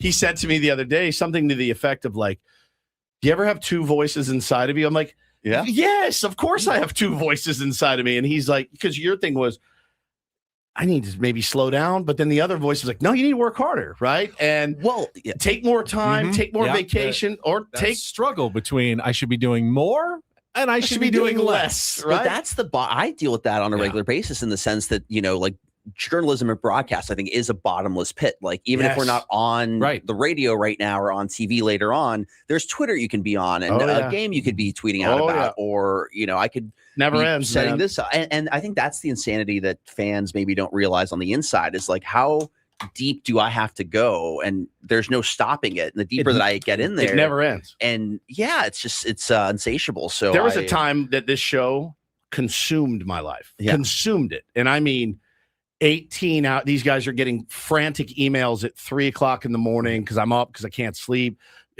We need to do this, and now I've gotten so much better because I've done a lot of work. You have to be that passionate about something to bring it to life, to have the quality that you're hoping for. And then when you put your foot off the gas pedal, I think that's where that dual voice comes in, where it's like, well, it's still good. People are still listening, and I'm not working necessarily as hard, and I'm not thinking about it, but it's always there. It's always there. And it's always there. I've often tried to imagine what would dialing it back look like. I've worked 2 jobs for so long. Yeah. What would I do with my day? I think about him every day because I'm home. Yeah. And he's like, I have to go to a pickleball story. Right. Which is today. Tomorrow. Literally. And I go, oh man, my heart breaks because I'm exhausted. When I leave here, I left it all on the table. You got the I'm good done, gig, 10 a.m. And then I'm out. Yeah. But then I get home and I start spiraling about tomorrow. Right. And but I always think, what would he do all day? What would you do? You can't just play golf every day. No. What would you do? I need to come up with some projects at home. Like I what? pretty much let everything kind of Go. Like the house hasn't been improved in a while. You don't know how to do these projects. Well, but I could at You least could supervise I could at least them. supervise or hire someone to do some things to improve. Do you know how weird it would around be the house. if he's like, I got to go to Home Depot. I got to pick up some tiles. I'm retiling the kitchen. Like it wouldn't happen, but you could go watch somebody do it. Sure. Yeah. But then you're locked into your house all day while these guys are working in your home. Yeah, that's not Don't know what it relaxing at looks all. like. I would like to see a semi-retired Ben. Let's take a time out. I want to get a contestant for Take on Woods, and I want to save some time before Julian leaves to talk some Padres here later in the hour. So we'll play our game next. We got 2 categories left. I believe it's TV and wild card is all that's remaining. Chance to qualify for the trip to Las Vegas at the Fountain Blue, a $150 food and beverage credit. Call now to be our contestant, 833-288-0973. 833-288-0973. We'll play our game coming up next with Ben and Woods on San Diego's #1 sports station, 97.3 The Fan. Gambling problem? Call 1-800-GAMBLER. GEGE 000-466. For a full list of games and rules, play at 7 Mile Casino. Visit 7milecasino.com. We got to thank our guest, We do. Julian Del Gaudio, for recommending. Tell us what happened. So you're at the watch party for the World Cup, and you ran into a couple guys that wanted to do what?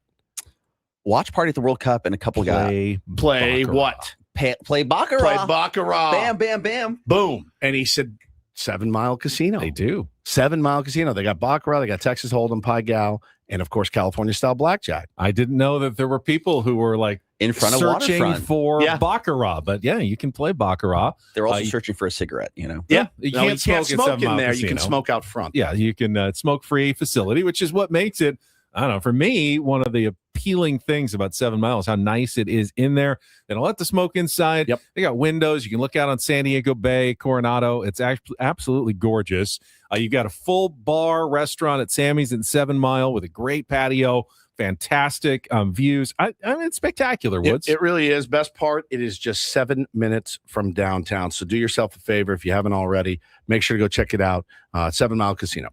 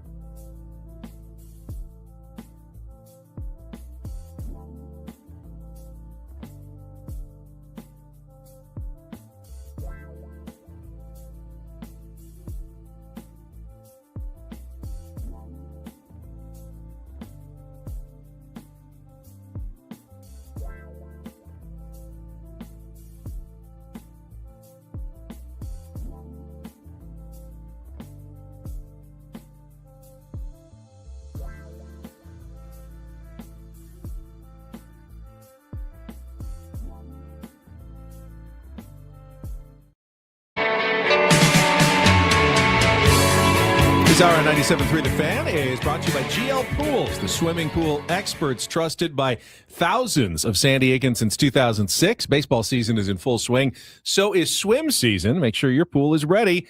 Call now and mention radio for a free month of pool service. Has Paul made it out to the pool yet? Have we gotten any updates from him on the Vegas vacation? I saw Megan was in the chat earlier. I said, how much are you guys up? And she said, we've never been more down. That's not great.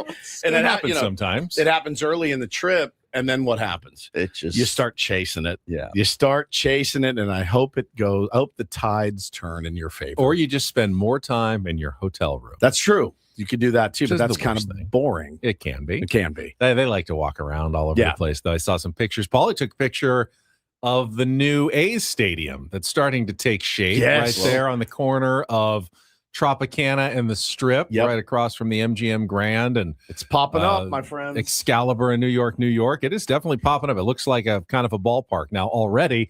Not going to be ready for next season, but I think the year after they're hoping they will have Las Vegas baseball. So when do you think they'll start hanging up Leo DeVries posters around Las Vegas? ASAP is my guess. They're very encouraged. All right, we got a contestant on the line. Let's get to it. It is time to take on Woods.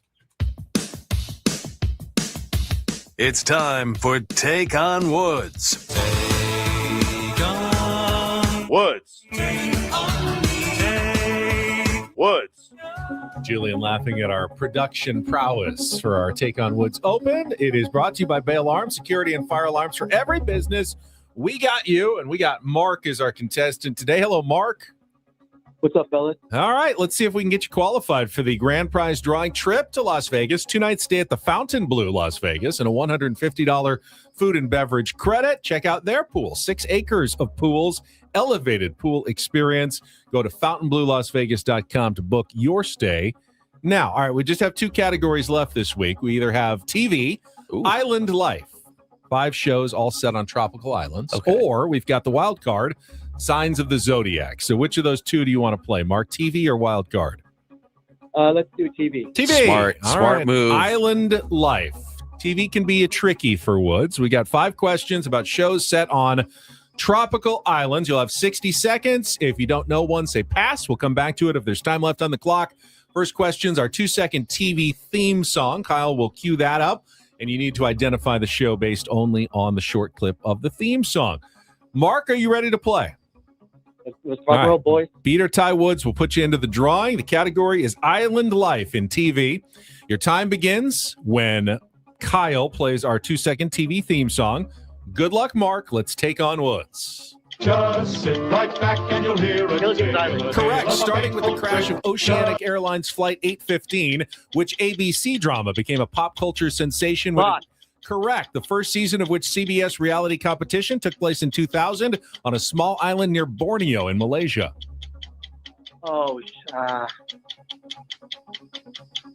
Survivor Island. Correct. Survivor. Boom. Ricardo Montalban starred as the mysterious Mr. Rourke in which ABC fantasy drama airing in the late 70s and early 80s. Oh, geez. Yeah. Marty Milner, who later went on to co-host our very own Let's Talk Hookup radio fishing show, starred as the patriarch of a stranded clan in which 1970s ABC television series. Oh, come on. They get harder as they always. All right, Ricardo Montalban. Ricardo Montalban starred as the mysterious Mr. Rourke in which ABC fantasy drama airing in the late 70s and early 80s. Running out of time. And all right, 3, though. Hang on, Mark. That's not bad. Julian, you know either of those last 2? I think about the Life Aquatic, but that's Deplane. Fantasy Island was Ricardo Montalban. And then Swiss Family Robinson was the last one. Very tough, but a little lesser known factoid about San Diego radio. Yeah, all right, Woods, it is TV today. Okay. Give you the category. It's called Island Life. Island Life, all right. All right, 60 seconds on the clock. Your time begins when Kyle plays our TV theme song. Good luck, Woods. Let's take on Mark. Just sit right back and you'll hear That's Gilligan's Island. Correct. Starting with the crash of Oceanic Airlines Flight 815, which ABC drama became a pop. Lost. Correct. The first season of which CBS reality competition took place in 2000 on a small. Survivor. Correct. Ricardo Montalban starred Fantasy Island. Correct. Ooh. Marty Milner, who later went on to co-host our very own Let's Talk Hookup radio fishing show, starred as the patriarch of a stranded clan in which 1970s ABC television series. Is it? Oh, God. Impressive so far, though. What is the Marty Milner later went on to co-host our very own Let's Talk Hookup radio fishing show, starred as the patriarch of a stranded clan I cannot think of the name in of which it. 1970s ABC television like series. The Swiss Family Robinson. Jesus. Very good. Oh, I was like Perfect. Savannah Island. Very nicely done. 5-3 win for Woods. Finally. Hey, Mark, thank you for playing. What's he got you today, though, in Island Life in television? They've been throwing tomatoes at me in the chat because I'm Not today. performing so Not poorly. today. You came up with that. 5 to Clan, 5. Woo. another word for family. Swiss Family Robinson. Did I miss much? He and Pete Gray hosted Let's Talk Hookup for years and years. Still do on the radio. I think Marty has left us, but they still have that show on the weekends here on 97.3 The Fan. Did I miss much with Lost? I just restarted it last night. It was so good. The first few seasons, as they built the mysteries, they had trouble then solving some of the mysteries they created. They just kept creating more mysteries. You're saying I would have fizzled? I started a list of the questions that I had because I've seen it once as a kid and everything else. My girlfriend's never seen the show at all, so she's super curious about it. We watched 2 episodes, and after that, I'm like, I'm good. I don't need to rewatch this whole series. Really? It's starting to feel its age a little bit. Yeah. And the fact that they don't answer anything at the end. But were you guys lost? I didn't watch any. I Not one episode. I watched the whole thing, and I think it was one of the better mystery kind of TV shows. But they did get so into the weeds in their mysteries; they got really complicated. Like if I can't follow it, you're losing a lot of people here. I found out that because I like sci-fi and that sort of element, and if I'm like going, what the heck is going on? If I can't follow it, then you morons have no correct. chance. Holy cow! There's no chance. It's crazy though. They have the polar bear introduced in the second episode, and I feel like the polar bear and how is a polar bear on a tropical island is one of the biggest questions. One of the show. single solitary Didn't second watch any of it. No, I didn't, and I did not watch Survivor.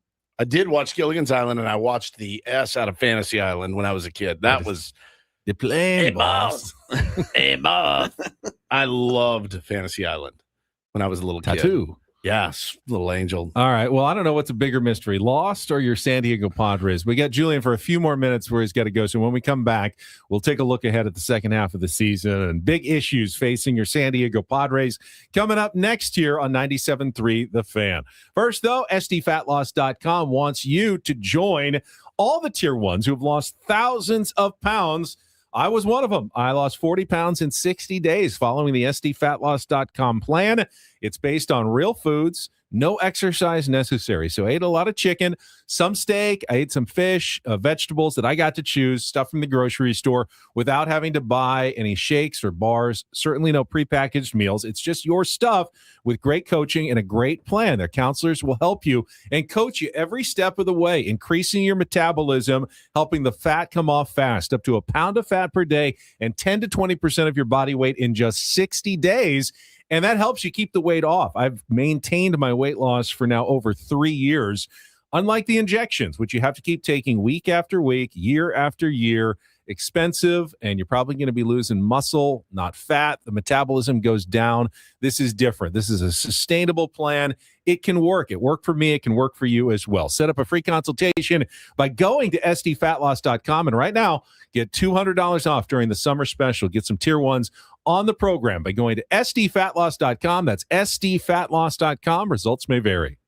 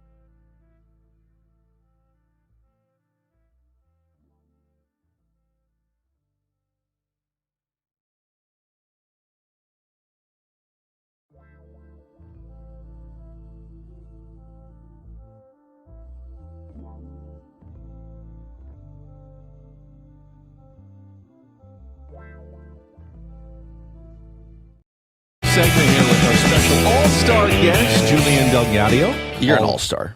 Am I saying that right? Del Gaudio. Del Gaudio, yeah. Del Thank Gaudio. you, guys. Thank you. All guests It on means Woods of Guadio. Of Gaudio. It means of joy, actually. Of joy. I like joy. that. Julian of joy. I found that out at a wedding once. I My like uncle that. gave a great speech about the whole thing. What's the heritage? Italian. So I'm half nice. Italian and half Mexican. So my mom was born in Mexico City. My dad's side is Italian by, I want to say northern Italy, by way of Philadelphia, though. So I have a lot of roots in Philly.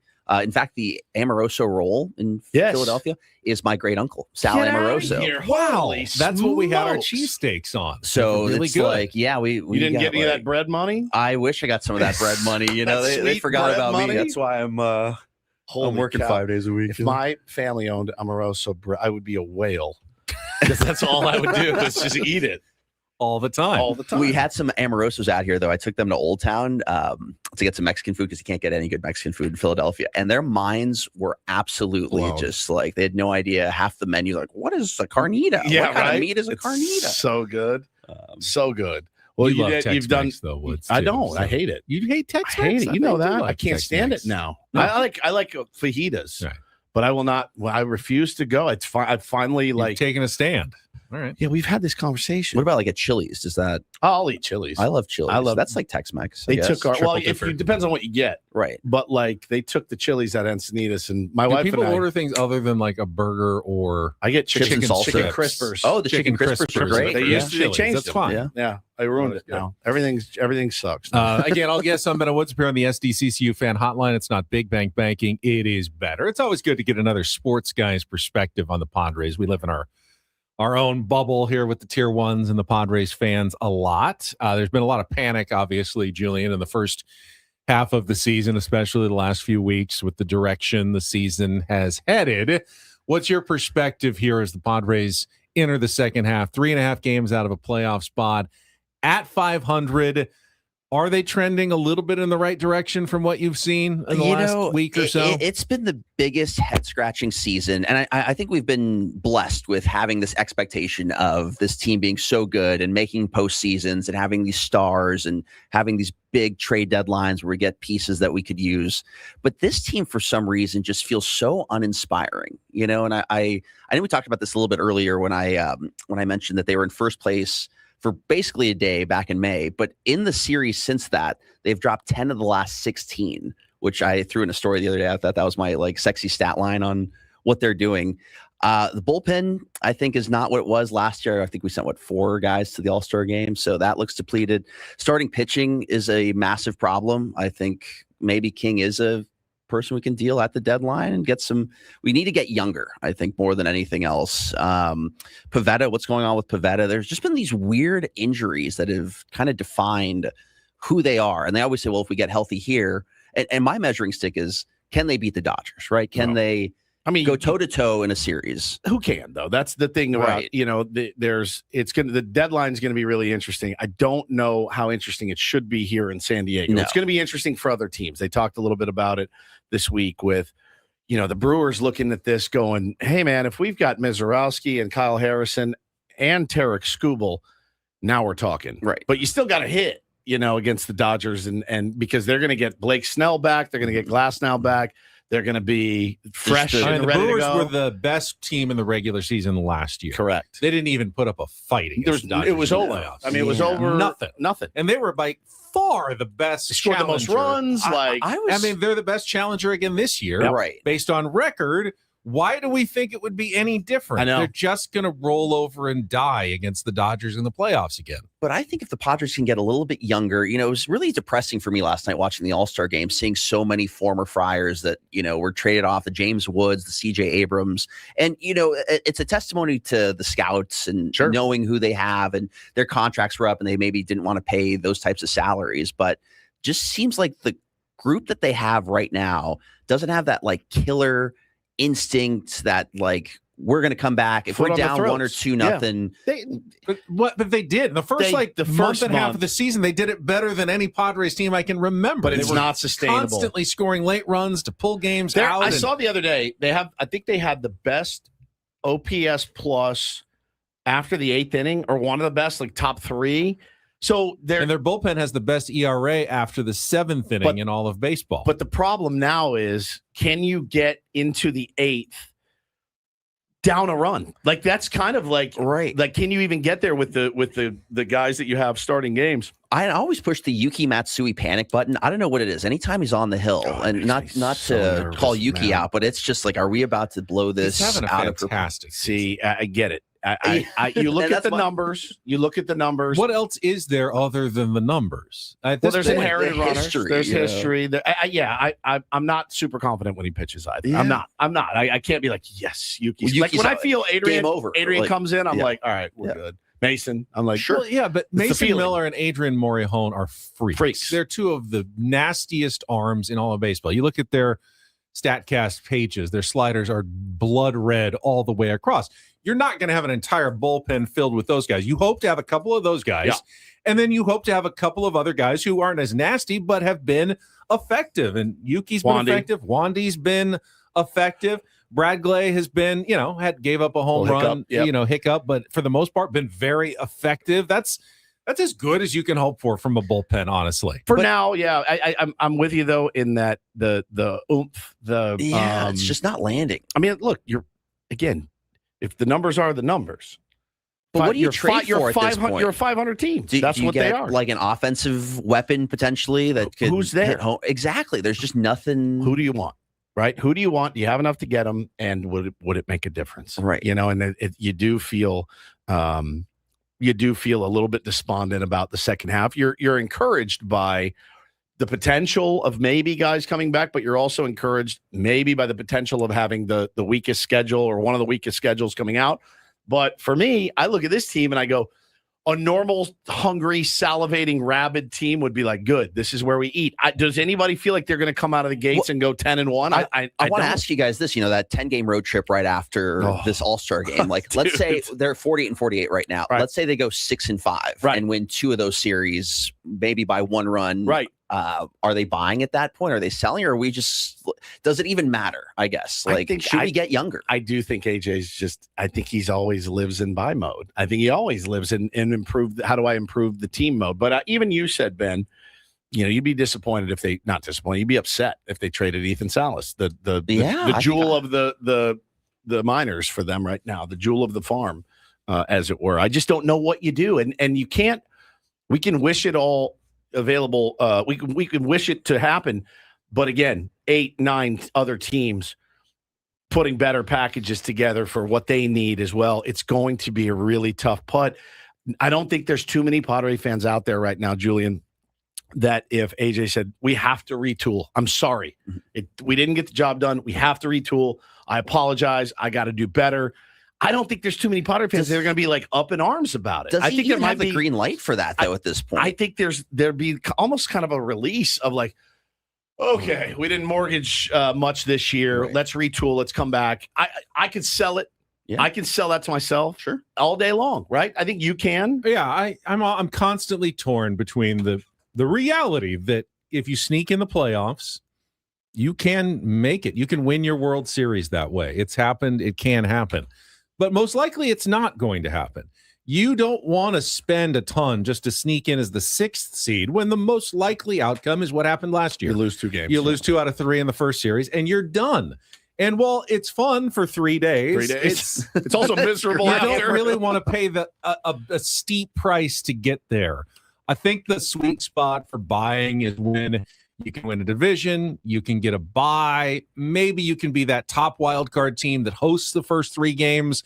If you're chasing that, maybe that's worth an investment in the future. If you're chasing the 6th seed, which is what it looks like the Padres are doing right now, then I don't think you buy heavily. Now, that's different than selling. You could not sell, and you could just see maybe our guys, if Joe or Nick or both of them come back, maybe they are good enough to sneak in as the 6th seed. But if you're not paying anything extra to get there, then we'll roll the dice in the playoffs and guys get hot and the bullpen, is used aggressively. Maybe you surprise some people and make a run, but I just don't know if it's worth investing even more of your future into a team that really the number 6 seed seems to be maybe the best you can possibly hope for. An interesting perspective, Janine, one of our tier 1s. And I know Janine This surprises me. She says in the chat, as a season ticket holder, we still have to sit through games. I don't know if I'd want to go to games anymore if they throw in the towel. I would have thought, now I know Janine, I would have thought that she would be in favor of a retool. There is a eye of a needle you can thread here where you buy and sell, where you move and add. There is that. That's happened before. I don't think they're selling unless they come out in this 10 like 2-8 on this 10-game road trip to start. And then they blow the whole thing. And then up they have no reason not to. But if they have a slightly winning road trip to start the second half, which is exactly what they'll do, by the way, keep us in hell and purgatory of I don't think that's enough to be aggressive at the trade deadline, but I don't think you also have a big fire sale either. If you're still above 500, you're still within a couple of games of a playoff spot, maybe you just kind of go, all right, guys, can you do more? We'll give you the opportunity. Right. Keep playing hard, keep entertaining the fans, but we're not going to invest major prospects to try to pick up one other piece. Is there a scenario where the new owners go, okay, instead of buying all, instead of trading what we have, we'll eat some of the salary. We'll eat some expense. Like somebody brought up to me yesterday in DMs, Luis Castillo. They're going to look to dump him in Seattle. He's expensive. Would the new owners go, we need arms? Like we'll wear it. We'll wear it for a year. We'll take some expiring contracts from other teams too to try to cobble this together so that maybe, just maybe, you get in and go on a run.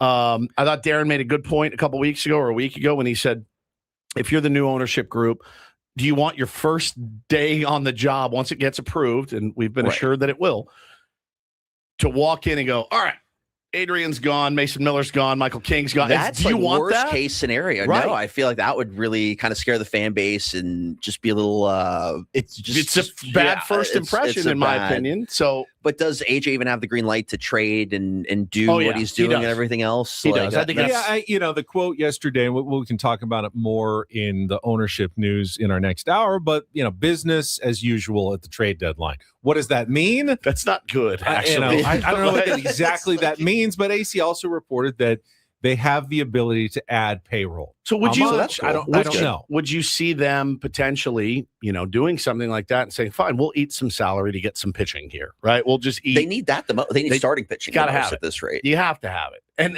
I don't really want Luis Castillo here. I think he's probably a little bit washed at this point. But is he more washed than Sears and Giolito and Bueller and on down the list? I mean, you're gonna have to figure something out. I'm glad it's not me that has to make that decision, buddy, or write those checks. I think more than anything else, and to Ben's point, like we get Musgrove back, maybe Pavez's arm somehow miraculously gets better, and he doesn't need the surgery potentially or whatever it is. Like, couldn't they beat the Dodgers in a 5 to 7 game series at that rate? I don't know.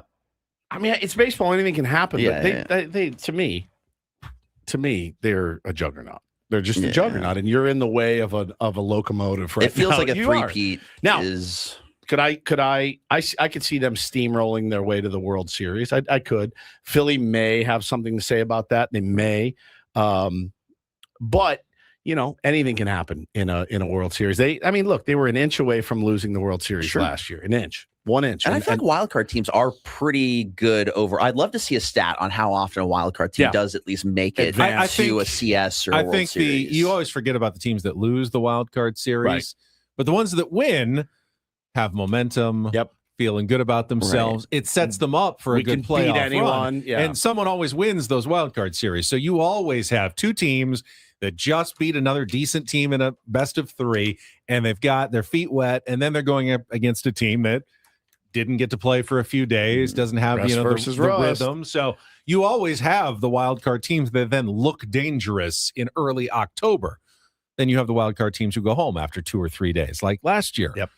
Padres hadn't been in that position before. Every time they had gotten the wild card, they had won the series until last year. We had to feel how it, life on the other side felt last October. I'm still curious about Darvish in that wild card series, and him needing surgery shortly after that. And how much did they know that he wasn't 100% and what was going on there? Because it's been a bit tumultuous. But here's what it boils down to. Bottom line is, if I'm a player in that locker room, I have to say to myself, we've got 66 games, right? And we just had a little mini vacation. If we don't get it done, it's not on AJ. It's not on Craig. It's not on Souza. We have to do it. We have to do it. It's in your hands.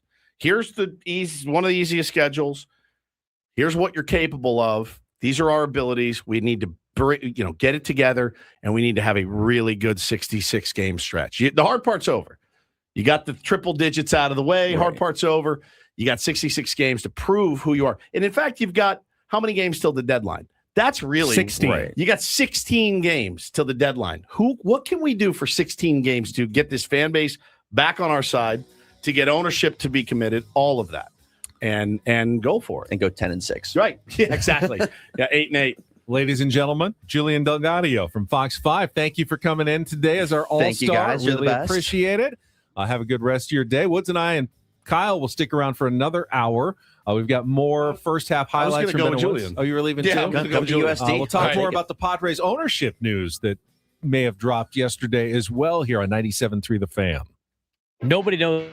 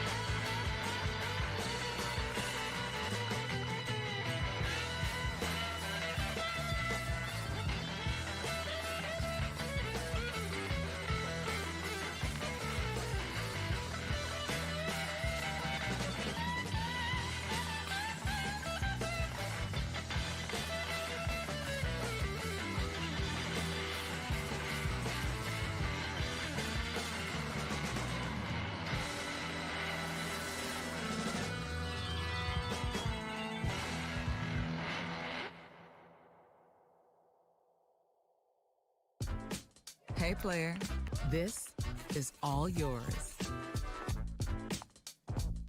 This room with this view. This speakeasy with this cocktail. Hey, could you make that too? The spa with this. Ah. And this pool on this roof. This is all for you. The all-new Hamul Casino Resort, now open.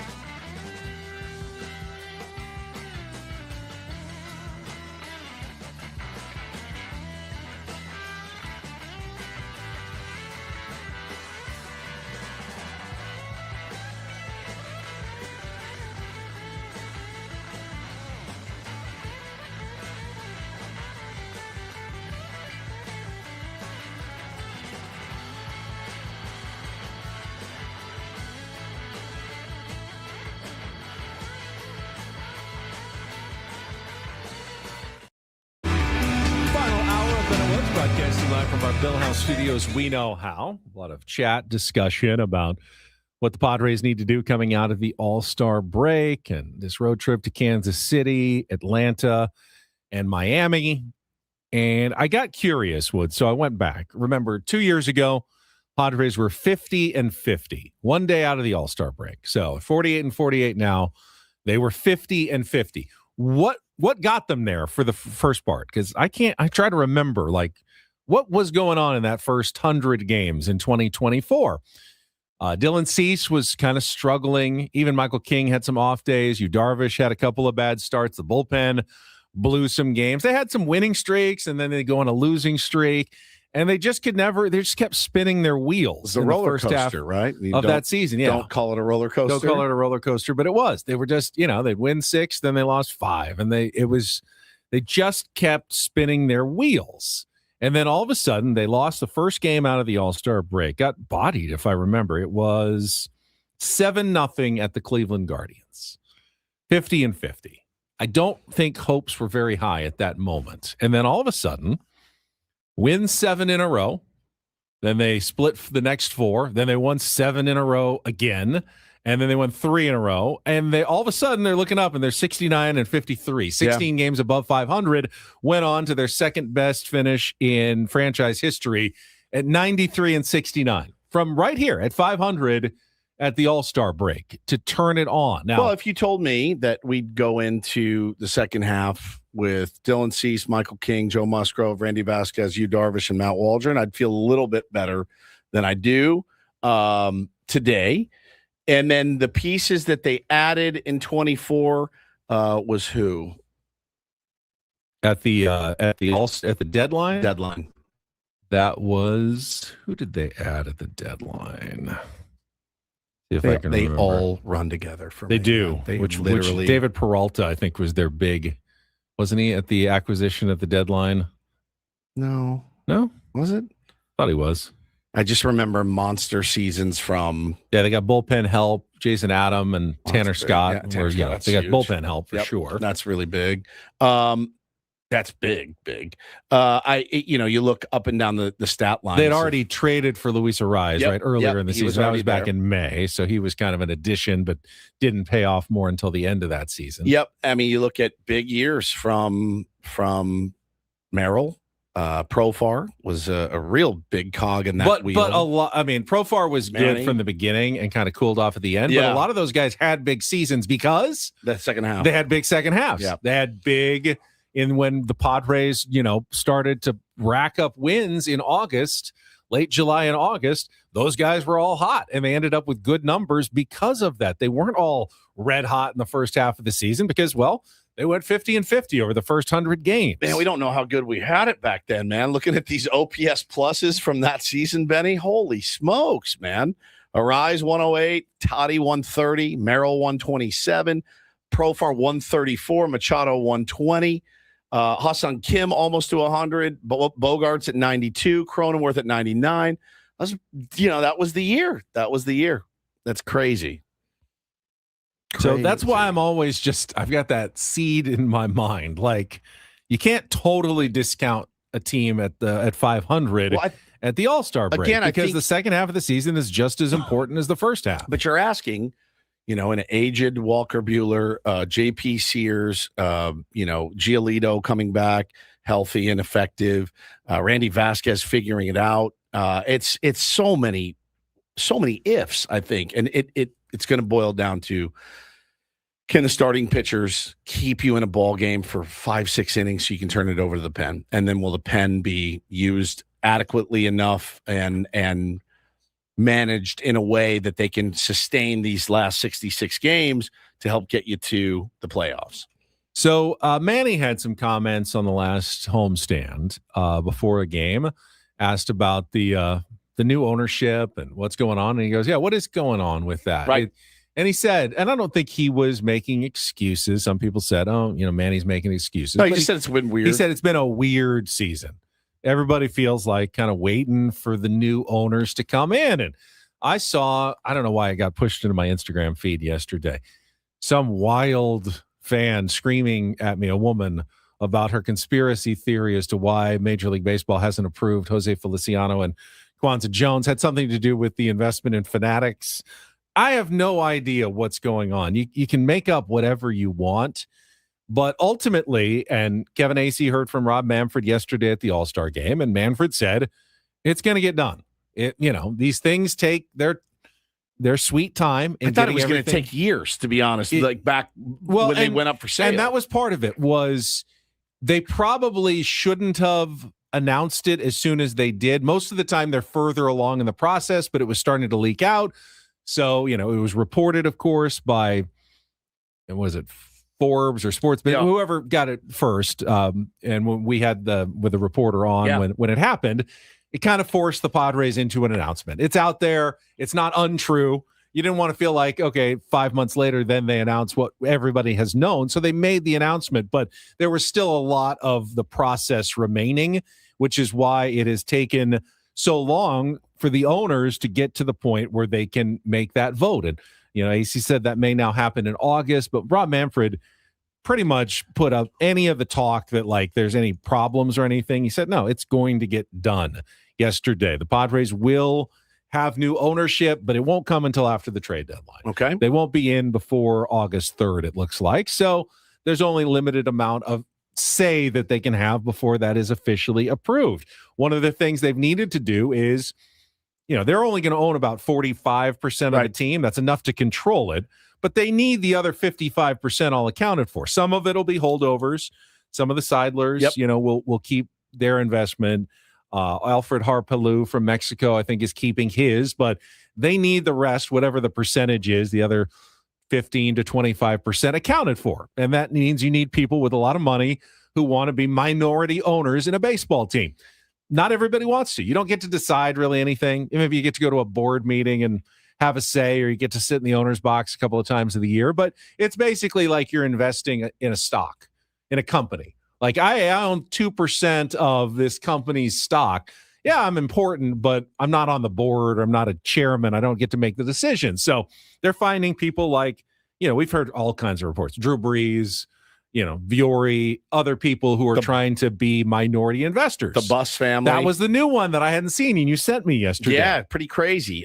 Joey Buss, he was the former Lakers alternate governor, and Jesse Buss, former Lakers assistant GM, apparently exploring minority investments under their new company, Buss Sports Capital. They've been they got basically bought out by Mark the Lakers. Walters. Yep. Their sister kind of did them dirty, if you want to say, and just kind of sold the team out from under them and said, you guys are out. But that came with, I assume, a gigantic payout. Yeah, 100%. So they have this money now to invest. They want to stay in sports.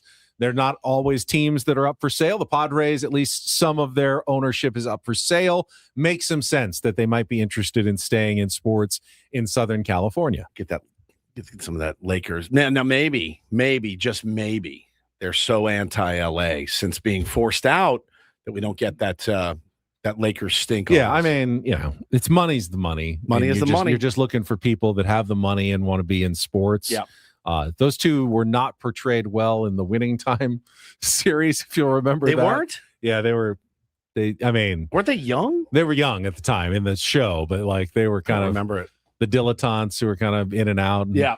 I have no idea what the reality was. Not much of that show was real. But I read an article yesterday with one of them, a little Q&A that he did, and he seemed pretty level-headed about the whole thing. That's good. And they kind of saw the writing on the wall. They'd been kind of forced out from making some decisions with the Lakers. And they were involved in personnel decisions and draft decisions and things like that. It's a very family-run operation. Very much They so. needed all of them to be involved. So I sent you the article, in as I do, my immediate reaction is panic. And then I started reading more about it. I go, all right, well, we'll see. We'll see. We're talking about the kids of Jerry Buss and that were really excommunicated from the Lakers and surmising their interest in being part of the Padres ownership group. But I think it will, ultimately, as you said, the control will be Feliciano and Jones. And I'm as curious as the next person to figure out how that's going to go, what that's going to look like. Rod says, Ben, will you come back to being a Laker fan if the Buss family joins the Padres? No, because the Buss family doesn't own the Lakers. The Dodgers own the Lakers. Yeah, Mark Walters. That's like my big reason that I don't want to be a Lakers fan anymore. I had no problem with the Buss family, but I don't want to cheer for the Dodgers. Lakers do well, that's good for the Dodgers now. Right. Vice versa. Dodgers do well, it's good for the Lakers. So Indeed. you throw your hat in the ring with the Lakers, you're kind of throwing your hat in the ring with the LA Dodgers now. And that's the way I see it. So that's why I can no longer continue to cheer for the Lakers as I did for most of my life. Yeah, sorry we don't want to support the Antichrist here. You know what I'm saying? So it's no, but I again, after reading more, they seemed like level-headed dudes that were really interested in moving. And I don't think it really matters. They could be kind of off the wall. Maybe that's a headache for some of the other owners, but I don't think it affects fans whatsoever. Yeah, I hope minority owners don't really have much of a say. Sometimes they get asked for a cash call, like, "Hey, we need another, million from you guys to cover payroll for the end of the season." As long as minority owners are willing to come up with, payroll supplements necessary to keep the team going, that to me is the only role that a minority owner plays in baseball. Well, and again, like as long as you have money and want to bring a world championship to the San Diego Padres, I'm in. Like that's pretty much it. All right, we'll take a little time out here. When we come back, we still have our World Cup report. Big game, huge one again coming up at noon today. We'll preview, look ahead, and we're going to have another first half highlight from Ben and Woods. This time, Woods, you're the one kind of in the spotlight as you had an incident with one of your Little Leaguers earlier this year. Yes. One of the funnier moments I've seen on the Little League field. All right, we'll get to all of that coming up with more Ben and Woods on San Diego's #1 sports station, 97.3 The Fan. Gambling problem? Call 1-800-GAMBLER. GEGE 0000466. For a full list of games and rules, play at 7 Mile Casino. Visit 7milecasino.com. All right, so easy to get to. You hop on the freeway, the 5 from downtown. You drive 7 minutes, probably like 6.5, because the 7 mile that accounts for the last 30 seconds when you get off the freeway. And within 7 minutes, you're pulling into the parking lot into 7 Mile Casino. You're walking right in and sitting down at one of their great card tables: California style blackjack, Texas Hold'em, Baccarat, or Pai Gow. That's exactly right, Benny. And you will be greeted with some friendly dealers, a nice ambiance there, certainly bright, airy. You don't feel like you're in a dingy card room because you're not at 7 Mile Casino. And again, the proximity is always the real selling point. Just 7 minutes from Petco Park. I love the size. It's not huge, but it's also not. Where is Paulie when you need him? It's not small. It just feels like it feels like right sized for a card room, and it's got windows and views, great patio, and obviously the 24/7 food options, including the players menu with the great Kung Pao chicken, best in San Diego. If you haven't tried it yet, I do recommend it wholeheartedly. Please, if you haven't been there yet, check it out today, maybe this weekend, whenever. It's 7 Mile Casino, just 7 minutes from downtown.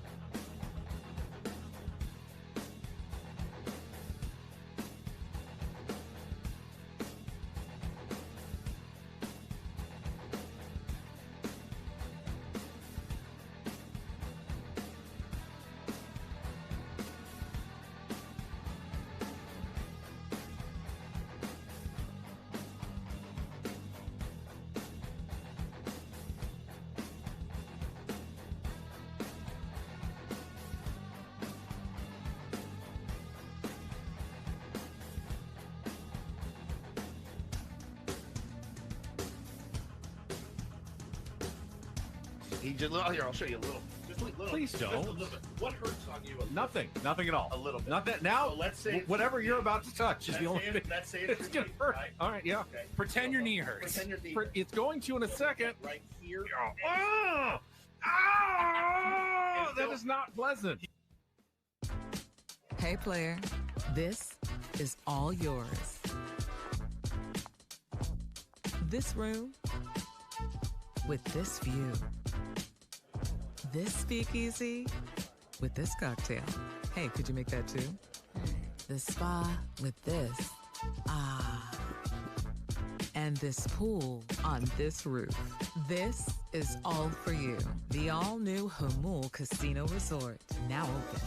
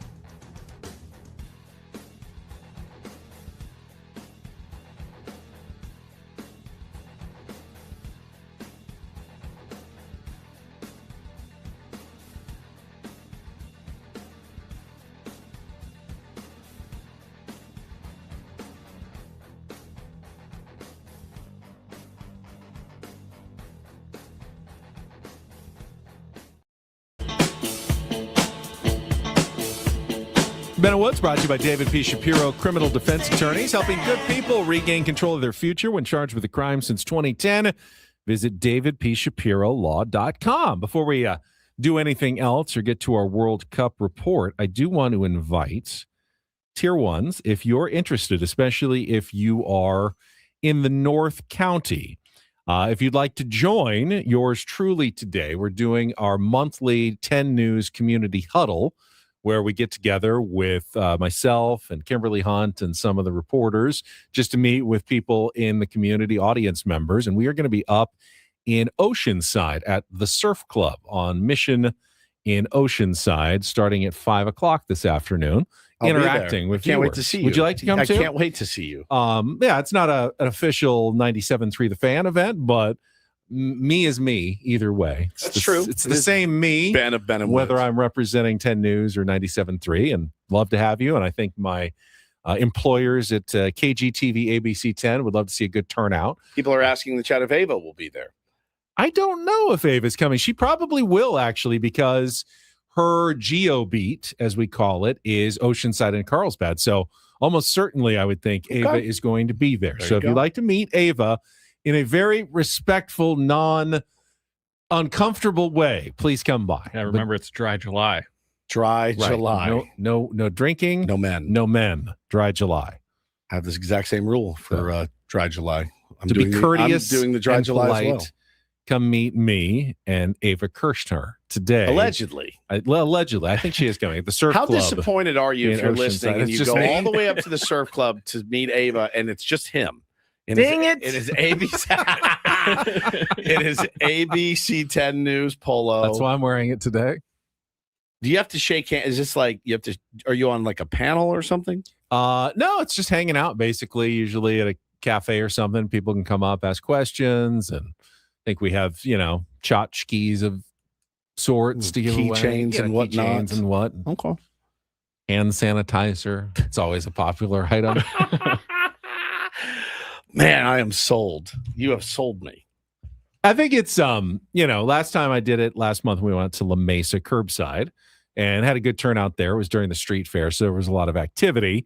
But, people like to know, who's doing their news coverage in town. And this is a chance for you to meet and ask questions and bring up concerns, story ideas, potentially. If you've got something to pass along, want to do so in person, you can do that for all of us there tonight.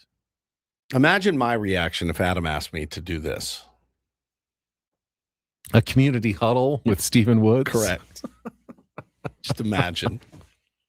Just tell him my community huddle days are over, my friend. They are over. I love the community, but I don't feel like huddling with them on a Wednesday night.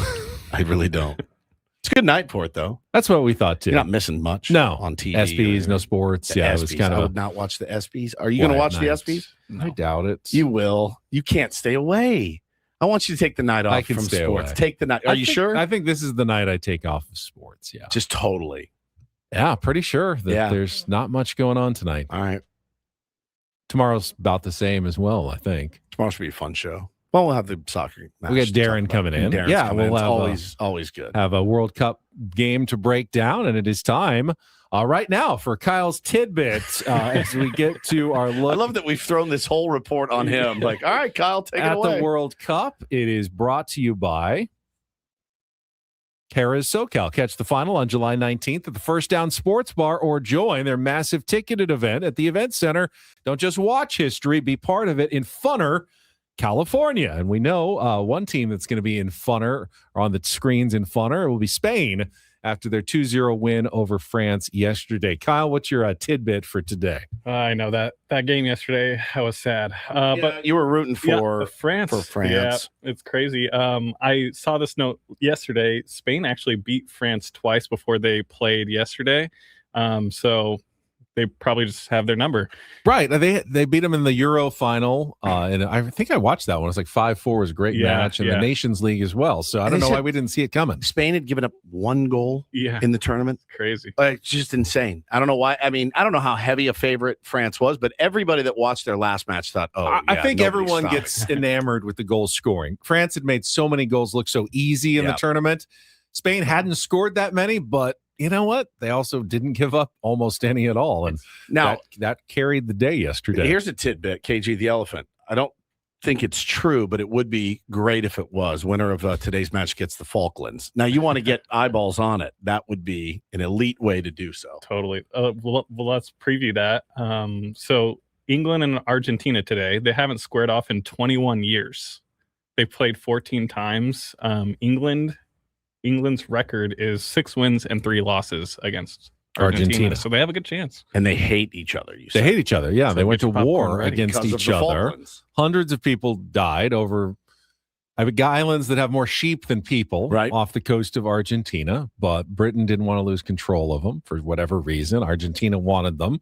They went to war over it in the 80s. It was bad, and they've really, really hated each other ever since. So, this is where it all plays out on the international sports stage today in Atlanta, where they will play the second semifinal. It starts at noon, our time. I can't wait. I cannot wait for this. I'll probably be asleep. I'm going to try to get home and nap early and then be up and ready for the game.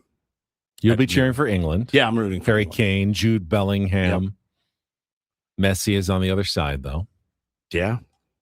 Trying to win a second straight World Cup, another Golden Boot award. Yep. 38 years old now, which is pretty incredible. Everyone thought last World Cup sailed off into the sunset with a win. Nope. He's back. To back, maybe. He's maybe just as good as he ever was. Dynamite tidbits, Kyle. Thank you. Knocked out of the park. We'll have a lot more with Darren Smith tomorrow when he's going to join us starting at 7:00 tomorrow. Yep. Outstanding. And then we have a roundtable tomorrow as well. Epic Wings, Epic Padres roundtable from 9 to 10, reviewing the first half of the season and looking ahead to the second half. I know it's radio cliche, but get ready to maybe give some grades. No, pick a first half MVP. You're going to grade it? Yeah. D across the board. D across the board. Bullpen gets better than a D, B right? For the bull. I'll do it right now. B for the bullpen. B for the bullpen. Why B? Why not A? I don't know. That's what came to mind. B. Yeah, B plus. They've been taxed. B plus. B plus, yeah. Being taxed should give them even a better grade. They're not perfect by any stretch. Everything else is a D or an F. Which bullpen in baseball would be better? You're not grading on a curve, obviously. Because if you're not giving the Padres an A, I don't know that there's anyone I'll give else them an A minus if it makes you. These are my grades. They're subjective. Fine. They're not scientific. But they should also be based in some sort of rational explanation. B plus. B plus. I mean, you were an A student. I was a C student. B plus for me is like an A. I mean, Is it okay for a professor to give no A's in a class? No, it's not okay, in my opinion. That's what I think too. Somebody's got to get an A. You're the professor who's giving no A's to bullpens. But this isn't a class. This is a radio show. I'm trying to be angry. But I really do. I mean, I would say B plus. There's been horrific performances out of there. Is something though, because you may have a professor who one year had like really smart students and like gave 10 A's. And the next if year, you have a bunch of morons, you just have a really bad class. He goes, no one got better than a C in my class this year. That's the best that they could do. But that's the best that they could offer, right? I do. I mean, they're a good, solid D team, D plus even in most aspects. I mean, if you look at the numbers, they're Fs. If you're last, it's an F. I think I'm being extremely generous. Would you like, I off the top of your head, let me give you another team. Washington Nationals. Oh, their bullpen? D. No, just the whole team overall. Ooh, best. They've scored the most runs in baseball. Right. That's their offense is an A. But overall, the team. The pitching obviously has been problematic. B minus, C plus. In the Padres, you gave a D. Yeah. The Padres have a better record than the Nationals. They play different. Why would the Padres get a worse grade with a better record? How much different is the record? Half a game. All right. So yeah, I mean, Padres playing with a division with the Dodgers. That's what I'm saying. Really tough. Shouldn't that make them curve? Yeah, curve them maybe that up? curves them Shouldn't up. they have a better grade? I'll give them a D plus. Still lower than the Nationals, though. I'm very disappointed at 48 and 49. I mean, what would you give them? Just curiously. C. They're 500. Middling. They're C is across the board. Team, right? Everything C. Yeah, I mean not everything. The offense is an F. The offense has to be the starting pitching is an F. D minus.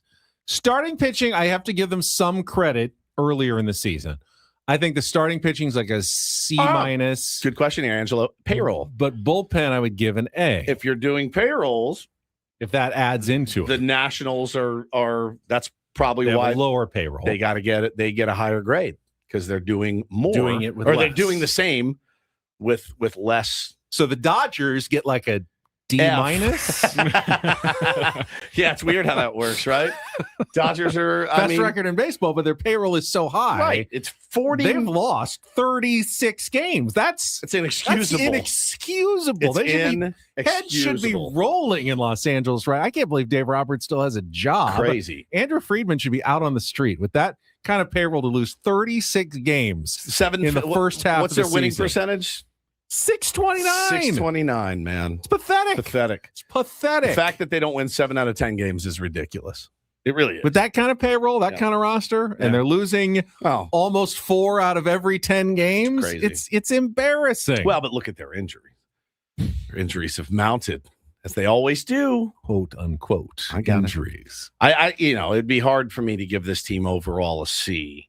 And it's funny though, because again, you keep harping on what if we were in the American League, which we're not and never going to be. I keep harping on Padres' expected record is 10 games below 500 right now. Their expected record is 10 games below. Does Stammen get an A for that? You know what I mean? What about the Phillies? Their expected record is, I believe, 3 games under 500. And they're well above. They're right? 11 games above 500 right now. So are they get a B or do they get a D from Woods? B. I have more faith in them because of the guys that they're running out. I'm also 47 and 50 is their expected record. Their actual record is 54 and 43. It's hard to calculate the grade while taking the second half out of it, right? Like you instead of just taking what they've handed in. This is my homework. Don't worry about what I'm going to do on the final. Grade me as I am today. And I still look at it and I can't help but let it seep into my mind.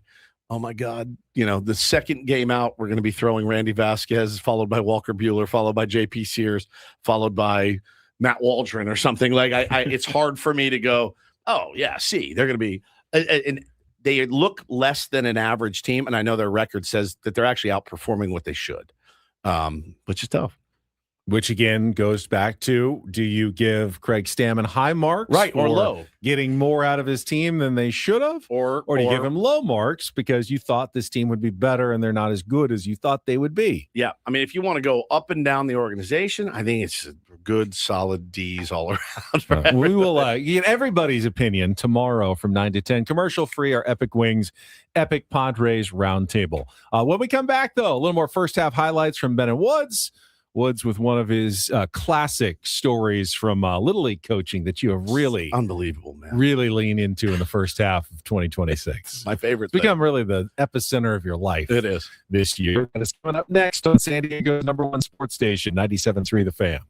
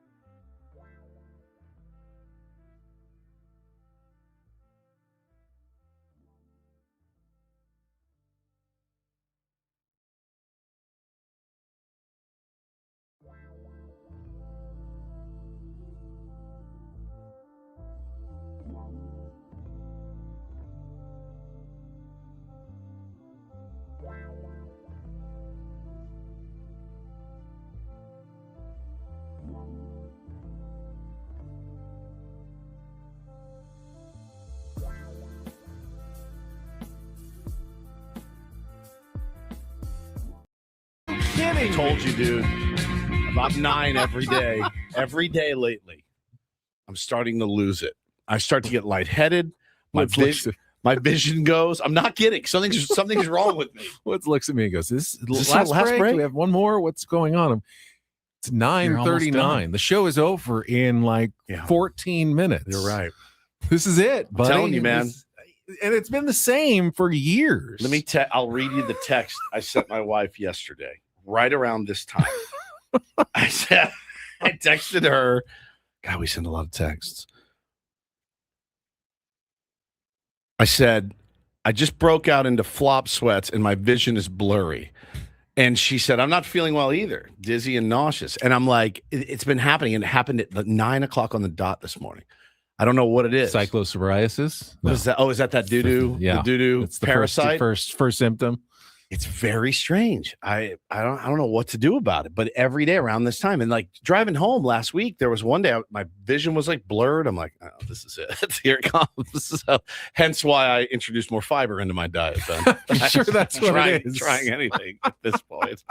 Yes, this is our final segment. Okay. Tomorrow we will be joined by Darren Smith. All guests on Ben and Woods appear on our SDCCU fan hotline. It's not Big Bank Banking, it's better. Tomorrow is our final day with Kyle Ovenshire, who's done a great job filling in for Paulie I was this going to week. ask you guys to grade me. Oh, A across the board. Oh, nice. Let's go. Yeah, I'll give you a B plus. Wow. I like there to be some room for improvement. That's fair. Well, unless it's talking about the Padres. So yeah, right. I think you've done a great job, man. Thank you.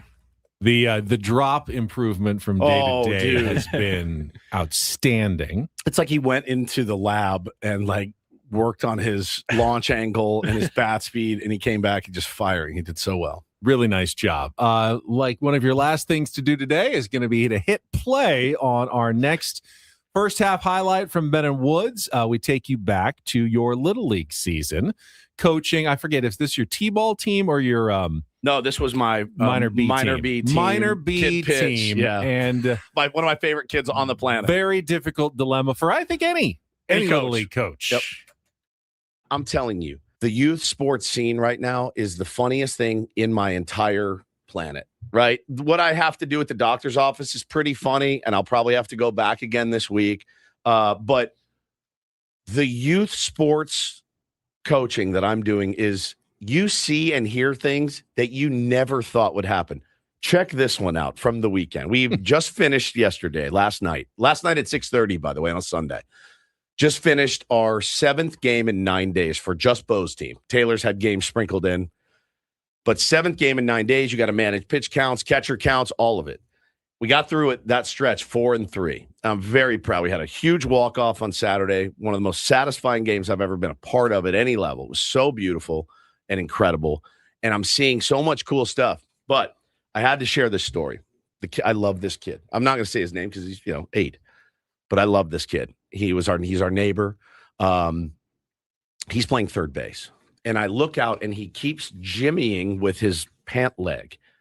And I go, what is he doing?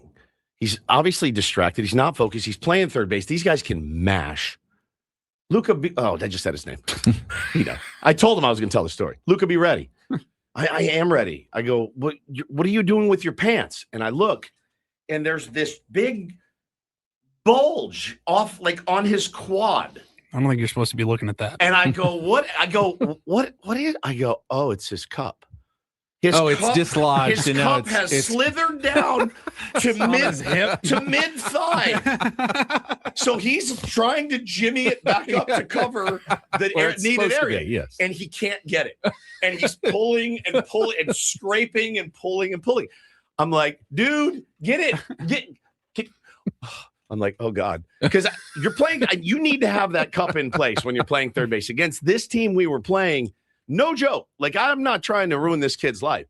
I'm like, fix it, dude. Fix it. He's like, I can't. Can't you call timeout or something? So I didn't know what to do. So mercifully, we get out of the inning. And he waddles over because he can barely walk because this thing is down his leg. And I go, dude, what happened? Did you forget your jock strap? He goes, what's a jock strap? And I go, are you wearing sliding shorts? He goes, no. I think he just put it like in his underwear. Just And so loose. then it just loose cannabis all around, right? So I'm going, oh my God. So he goes into the like bullpen area. He goes, Coach, can you help me? And I go, I don't think so. I don't think I'm legally allowed. One of your parents I here. don't know. Mom and dad there. Mom and dad were not there. Oh. Mom and dad were not there. So I go, legally, I don't think I'm allowed to go into the bullpen with an 8-year-old to shove my hand down his pants. I'm sorry. You're going to have to figure this one out on your own. Coach, can you help me? No. And I go, I can't. I go, what? I go, he goes, what should I do? I go, unbuckle the belt, unpop, zip down, pull the pants down a little bit. If you have underwear on, you're good. And then let's maneuver it back. Also, go to Dick's and get a jock strap ASAP so that it holds it in place. And dude, I'm sitting. He goes, Coach, I really need your help. I go, I do not want to be arrested. Please, if somebody walked by and there's me holding his pants open, trying to dig in his pants for a cup, that's it, dude. That's the last you got. The cup. It's the cup. It's the cup. You take me out in cuffs, and now I have a record, and I'm on some registry, and I'm like. And I'll go ahead and say it for good reason. For good reason. For good reason. 100%. If I walked around the corner and there was some coach with his hand down Taylor's pants trying to get his cup on, I'd be like, it would beat him to death. I would beat him to death with a baseball, but with a $500 baseball bat that looks like a pencil. I would beat him to death. How'd that guy die? Oh, I beat him to death with my son's pencil bat because he had his hand down my son's pants trying to fix his cup, allegedly, but I wasn't waiting to hear his explanation. Man. I'm telling you, you see stuff every day that you never imagined you'd see. And I'm telling you, the amount of texts every night on the team thread, so-and-so left their hat. Did anyone grab it? So-and-so left their bat. Did anyone grab it? So-and-so left their glove. Did anyone grab it? It is the funniest stuff you've ever seen in your whole life. And I love it so much. So it was great. It was great. We had such a good weekend. Busy. I mean, busy as can be at the fields, nonstop, but it was great. It was great. I'm really proud of the boys. They played their asses off, man. And then you're starting to see like kids that had scuffled making real good contact and really being confident. And that's what it's all about, man. The wins and losses are whatever they are, but it's the lessons, dude. When we had a walk-off on Saturday and somebody got video, it's on my Instagram. It was one of the best nights ever. To watch these kids jump on each other and celebrate with each other, I was like, that's what I'm talking about. You sent me that video. Isn't that cool? And I thought that this would have been the night you would have missed the game because you were going to be in Mexico. That's right, dude. To go. And that's right. And I thought, it's a bummer that Woods didn't get to go. But then I thought, man, how traded it, man. How disappointed would you have been if you had missed that experience and that game? To go to a Padres game. You just can't do everything in life. You got to make some choices, and I think you made the right one. The funniest thing ever, too, was so before that inning, we're down 3-1. I rally my team, and I bring them in, and I go, hey, listen, this is not a little league thing. This is every level at baseball you are going to play, this is a rule. It's hard, and it's fast. This is a hard and fast rule. No exceptions. When you're down in the 9th inning, and the other team's closer is in, you do not swing until you get a strike, period. We need you on base. Let the umpire, and I'm very clear, make sure the umpire calls a strike before you swing. Once he does, you're free to go. We'll let it rip. Don't swing until he throws you a strike. You guys get it? Yes, coach. All right. First batter comes up, first pitch swings. And I'm like, yeah! Ah! Next batter comes up. I give him the take 3-0. He swings. And my hair's falling out at this point. Then my son strides to the plate with runners on first and second, one out. Gets it to 3-0. I give him the take sign. He looks at me, cocks his head, shakes his head no. Oh, backs he shook you off. Backs out of the box, takes a deep breath, gets back in the box, and hits an absolute laser 3-0 into the gap to load the bases. Next guy hits triple, we win. After the game, I grabbed him. I go, I know you saw that sign because you shook your head no. I go, you don't blow off my signs. Well, I mean, and then I was like, but I'm glad you came through. If pitchers can shake off their catcher, then why can't batters shake off their manager? You cannot. Now, again, can you imagine if Tim Flannery's coaching third and the batter just no, I'm not doing it. I said, no. Coincidentally, send me another sign that I like better. Coincidentally, I finished that game. I go over to Coach Taylor's game. Who's walking down the aisle with his dog? Tim Flannery. Came to watch his grandson Jesse play my son Taylor's team. And I told Flan, he started laughing. He goes, Woody, that stuff happened all the time. And I go, Flan, what am I supposed to do? And he goes, hey, at the end of the day, he came through, didn't he? And I go, yeah, he did. And it was really impressive. And he goes, well, you just live and learn. It was so good. It was so good, man. Buster Posey, we're not taking. Sorry. Coach, I don't want to do what you want me to do. I'm sorry. It was so legendary. And he just looked at me. He gave me the head tilt. Are you sure? No, I'm not going to do it. And then just does his own thing. It's amazing. An amazing, amazing weekend. So it was great. It was so much fun. Legendary. It's so funny that awesome. that this happened too, because Adam brought a letter in to the studio and he goes, hey, this may be good content. He didn't open it. And I go, oh boy, is it somebody being mean? And no, it's a letter. I want to read real quick before we get out of here. Hi guys, my partner and I listen to your show every morning in the car on our short drive to work between 9:30 and 10. When my grandson was in Little League, I went to all his games. They would rotate the batters as best they could, but often there were more kids than there was time, so some remained on the bench. I always felt bad for the ones stuck on the bench. They were still excited to be a part of the game and cheered loudly for their team. Their enthusiasm is what inspired me to write the attached poem. Very short. Poetry. It's called My Lucky Socks. My lucky socks are red, white, and blue, just like the flag with stars and stripes too. I wore them last week to play ball and we won. My friend hit the first pitch and scored a home run. Each time our pitcher would strike someone out, our fans in the stands would jump up and shout. We were ahead from the very first inning, and there was no doubt why we were winning. My lucky socks get the credit for that, even though I never got up to bat.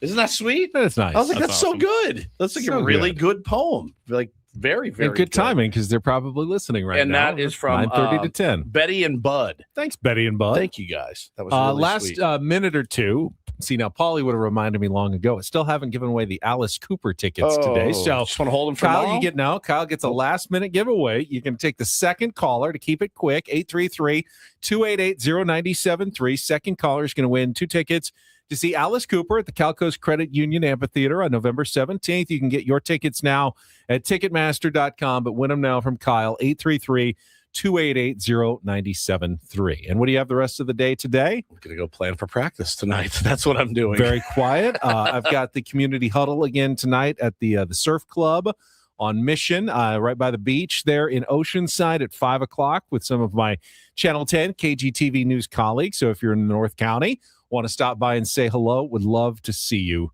tonight. And then probably nice relaxing evening after that, hopefully, with not a lot going on. Even the All-Stars get the next couple of days off.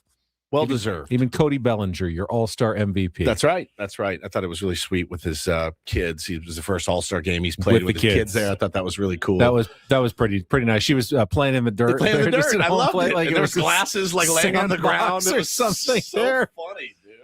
I thought everyone looked good in the red carpet. Mason Miller and his wife looked really sharp walking into the game yesterday, but it's good that they get some time off now before they have to rejoin the Padres for the second half of the season. Have to rejoin the Padres. I know. So Mason, he said he's going to visit his mom in Pittsburgh since he was already in Philadelphia. Then presumably he will join the Padres in Kansas City on Thursday for the game on Friday. As much as they've made me furious this year, I'm so looking forward to it. I also saw the story. I didn't realize this made perfect sense. Mason flew with all the Toronto Blue Jays to Philadelphia because he was the only Padre going, but the whole coaching staff and a bunch of players were going from Toronto straight from San Diego. So he got on their plane to Philly and got to spend some time with a bunch of Blue Jays, and they all seem to enjoy getting to know Mason Miller. Everyone that meets Mason Miller loves Mason Miller. John Schneider with a chance to tamper. That's perhaps on the plane. That's true. I know I would. Absolutely, I would. Not a free agent for a while, so you can't do much about it. Still. All right, that's it for us. Kyle's taking our winning phone call, so thank you to Kyle. Thank you to Woodsy. I'm Ben. Brandon and Frank are coming up next. Have a great rest of your Wednesday from all of us here at San Diego's #1 sports station, 97.3 The Fan. So long, everybody.